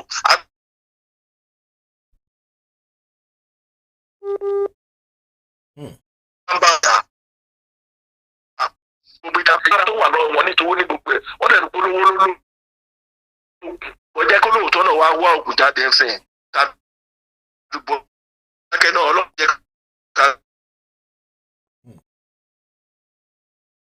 tó máa rí yanjú nígbà wọn Áfíríkà tó bá mi. Ẹ ṣé gan ni tó bá di aago méje ní agbára Ọlọ́run ní àṣálẹ́ òní a ó pàdé níbi tí a ó ti máa fi ọ̀rọ̀ jomitoro ọ̀rọ̀ lórí bí a ṣe máa mú ìrẹ́pọ̀ wá sí àárín gbogbo àwa ọmọ Yorùbá. Mi ò ní rí jù báyìí lọ nítorí pé I need to make sure I get people's item posts today, and I haven't finished packing it. Right? I still even have to make a little bit more before the postman come. So on this note, I want to thank you all who are here, either by chance, by luck, or by divine division, so that we can work things out. Right? Ní agbára Ọlọ́run ní alẹ́ ní aago méje àṣálẹ́ UK time. Ẹ jẹ́ ká pàdé. If you are here for the first time, please don't go away without hitting the subscribe and the bell button. That will make your life easy. It will make my life easy as well. It will make things work for us. It will make things work for us to the extent that things will go the right way. As long as things goes the right way, that is when we're gonna be saying thank you, Lord. As long as we go the right, I think as things goes the right way, that is when we're gonna say thank you, Lord, thank you, Lord, thank you, Lord. And this is what we need to do. I will not deceive you. I am not happy the way things are going. We need to strategize. We need to bring love. We need to bring unity among ourselves. You know what? It doesn't matter what that person did wrong or what this person did wrong. All we want to do is to get Yoruba Nation. On this note, I will say, don't have nightmare. Caller, I'm sorry. I'm sorry, sir. +33. I'm just rounding up because I need to go and do my post, yeah? So I'll give you 10 seconds. Go ahead. 10 seconds. Even if you have to say hello and mention your name. Go ahead. Your time starts now. 10 hello, seconds. Sir. Hello, sir. Hello, sir. Hello, sir. 10 seconds. 10 seconds. Ẹ ṣe gan-an ẹ má bínú pé mo ti sọ́ọ̀bù yẹn jọ. Èmi ò ní ọ̀rọ̀ púpọ̀ láti sọ. Ọlọ́ba tó máa ṣe àlékún agbára àti ẹ̀mí gígùn fún yín. Àmì àṣẹ ìgbà fún gbogbo wa. Nǹkan tí mo fẹ́ sọ lórí ọ̀rọ̀ yẹn ni pé èmi ò mọ nǹkan tó ṣẹlẹ̀ láàrin ẹgbẹ́ wọn àwọn kò sẹ́gbẹ́. Anything can happen. Abeg get me. Èmi ò fẹ́ mọ̀ nípa but the only comment tí mi ò like ó kù díẹ̀ káàtó. Mo dẹ̀ fẹ́ kí tó bá possible mo fẹ́ kí màmá yẹn kó correct ẹ̀ ní ọ̀rọ̀ nípa ọ̀rọ̀ Sunday Igboho. Bàbá a ti sọ yẹn tẹ́lẹ̀ 10 seconds ṣe ti pé àpàdé lálẹ́ tó bá dalẹ̀ máa try láti reach out to mama máa wo nǹkan tí màmá ṣe lórí yẹn. Maybe she has to do a video and say that is not how I mean. Kó padà sọ̀rọ̀ lórí ọ̀rọ̀ yẹn kó apologize. Okay, màá make sure pé wọ́n ṣe bẹ́ẹ̀ sà. Ẹ gbọ́ sà. Ẹ ṣé bọ́dá mi, mo dúpẹ́ o. Ọlọ́run adé tì yín. Ẹ ṣé, bye bye. On this note, I will be saying bye-bye to you all, and I will see you at 7 o'clock with the panel, where we will be discussing this in more details. I love you all, and I hope to see you then. Good night, goodbye, good afternoon, good morning, because I don't know what time you are, where you are. Abba Remedy is still waxing strong. If you haven't buy my remedy, my remedy, my supplement, we have so many. We have, let me just run down a list quickly with you. And the number of our agents is the number going underneath. We have things.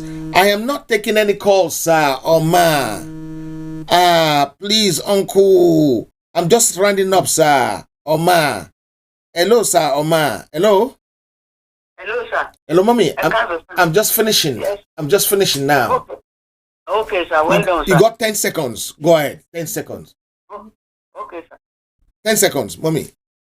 Okay. Èmi mo lọ sí ọ́fíìsì yín lánàá. Tẹ́lẹ̀ máa pè mí. Okay. Okay. Ẹ jẹ́ kí n ṣe tán lórí show. Tó bá tí postman bá ti lọ, máa pè yín padà straight away. Ṣùgbọ́n wọ́n ti send message mi láàárọ̀ pé kí n pè yín. Ẹ má bínú sí mi. Àná yẹn mo busy gan ni ma. Ẹ má bínú ma. No problem. God bless ma. Ẹ ṣé mo dúpẹ́ o. God bless ma. Okay. We have arthritis and body pain. We have high blood pressure. We have diabetes. We have inordinate. We have migraine. We have AppSlim. We have Detox EEM. One of the flagship things that we do here. Look at me. I'm looking younger every day. I'm looking sweeter. I'm looking better. I'm looking wonderful. Every day, things are going in the right direction. We have Mercy soap. We have Prostate Busting. We have Shomoro soap and cream. We have Shomoro. We have Edaubere. We have Fibroid. We have Okunelada. Another one that is like fire.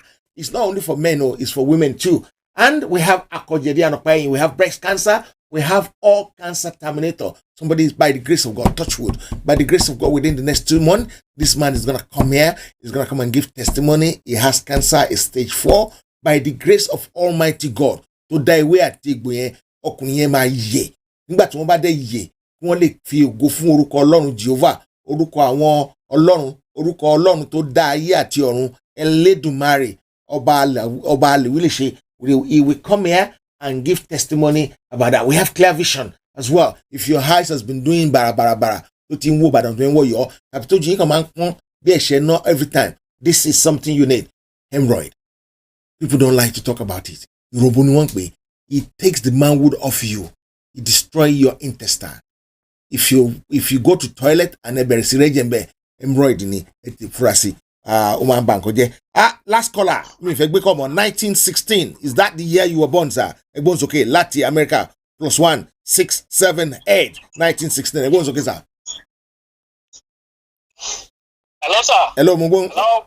Hello, sir. I'm going, sir. 10 seconds, Lenny. 10 seconds. Can you hear me? We can hear you. You only have 8 seconds left. Okay, sir. You got 5 seconds left. You got 2 seconds left. Thank you very much, sir. Hello, ma. Mommy, what to find? You only got 10 seconds because I have actually finished. 10 seconds and your time starts now.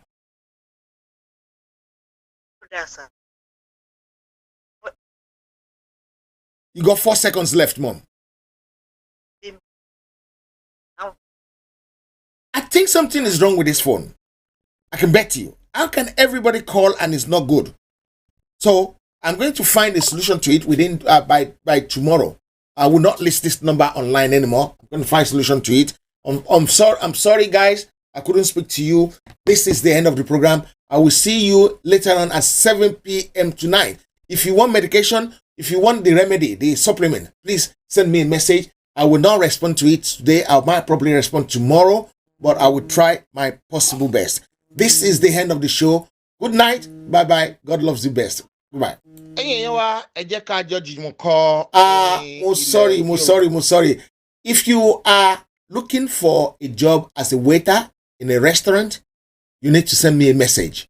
If you are in London, if you are in South London, if you are in Southeast London, if you are in Woolwich, if you are in Plebstead, if you are in Charlton, if you are in Hereford, if you are in anywhere in Southeast London, and you can work as a waiter in a restaurant, in a bar, please call me and then we'll take it from there. My number is shown in the description under this video. Good night. Bye-bye and God bless you. Ẹ̀yin èèyàn wa, ẹ jẹ́ ká jọ jùmọ̀ kọ orin ilẹ̀ Yorùbá. Àwa ni Ògo Adúláwọ̀. Go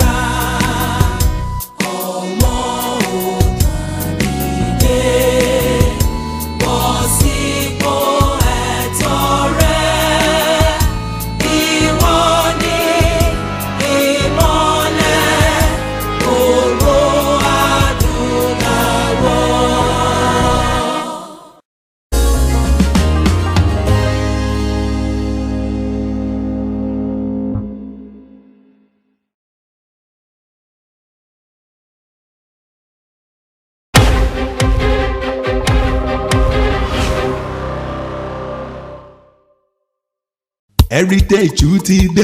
Aba Remedy ló sọ pé àìsàn ní ṣe wá.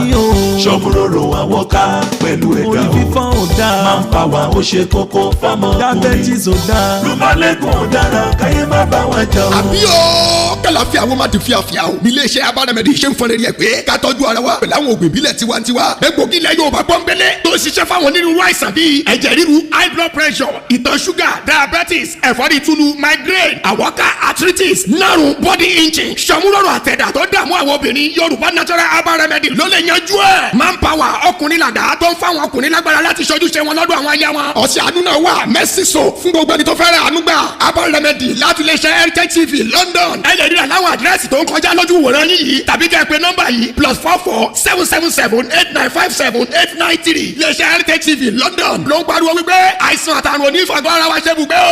Rúmọ́lẹ́gùn dára káyé má bá wọn jà o. Are you looking for an online tutoring solution for maths and English?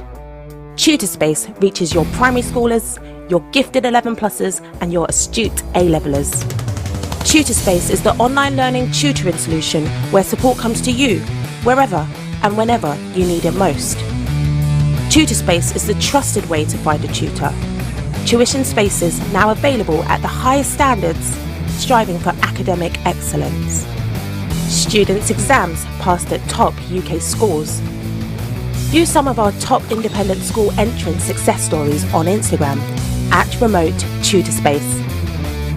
Contact us to book your child's free 1-hour maths and English assessment today, even if you just want to know what level your child is currently working at without taking up tuition.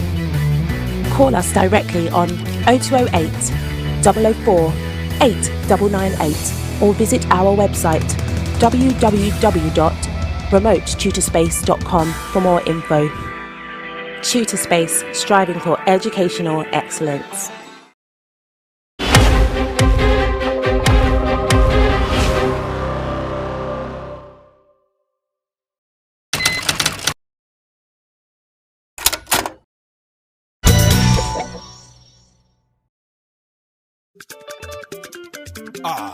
Heritage TV. Heritage TV. Everybody in London, have you heard that Heritage Television has come up with something new? All your functions and celebrations can now be multi-camera live stream that was only reserved for the rich and famous. Having a function in London can be viewed clean and clear immediately from any part of the world. Trust Heritage TV to give you a better reach. Heritage Television also does photography that will make you the envy of all your friends and family.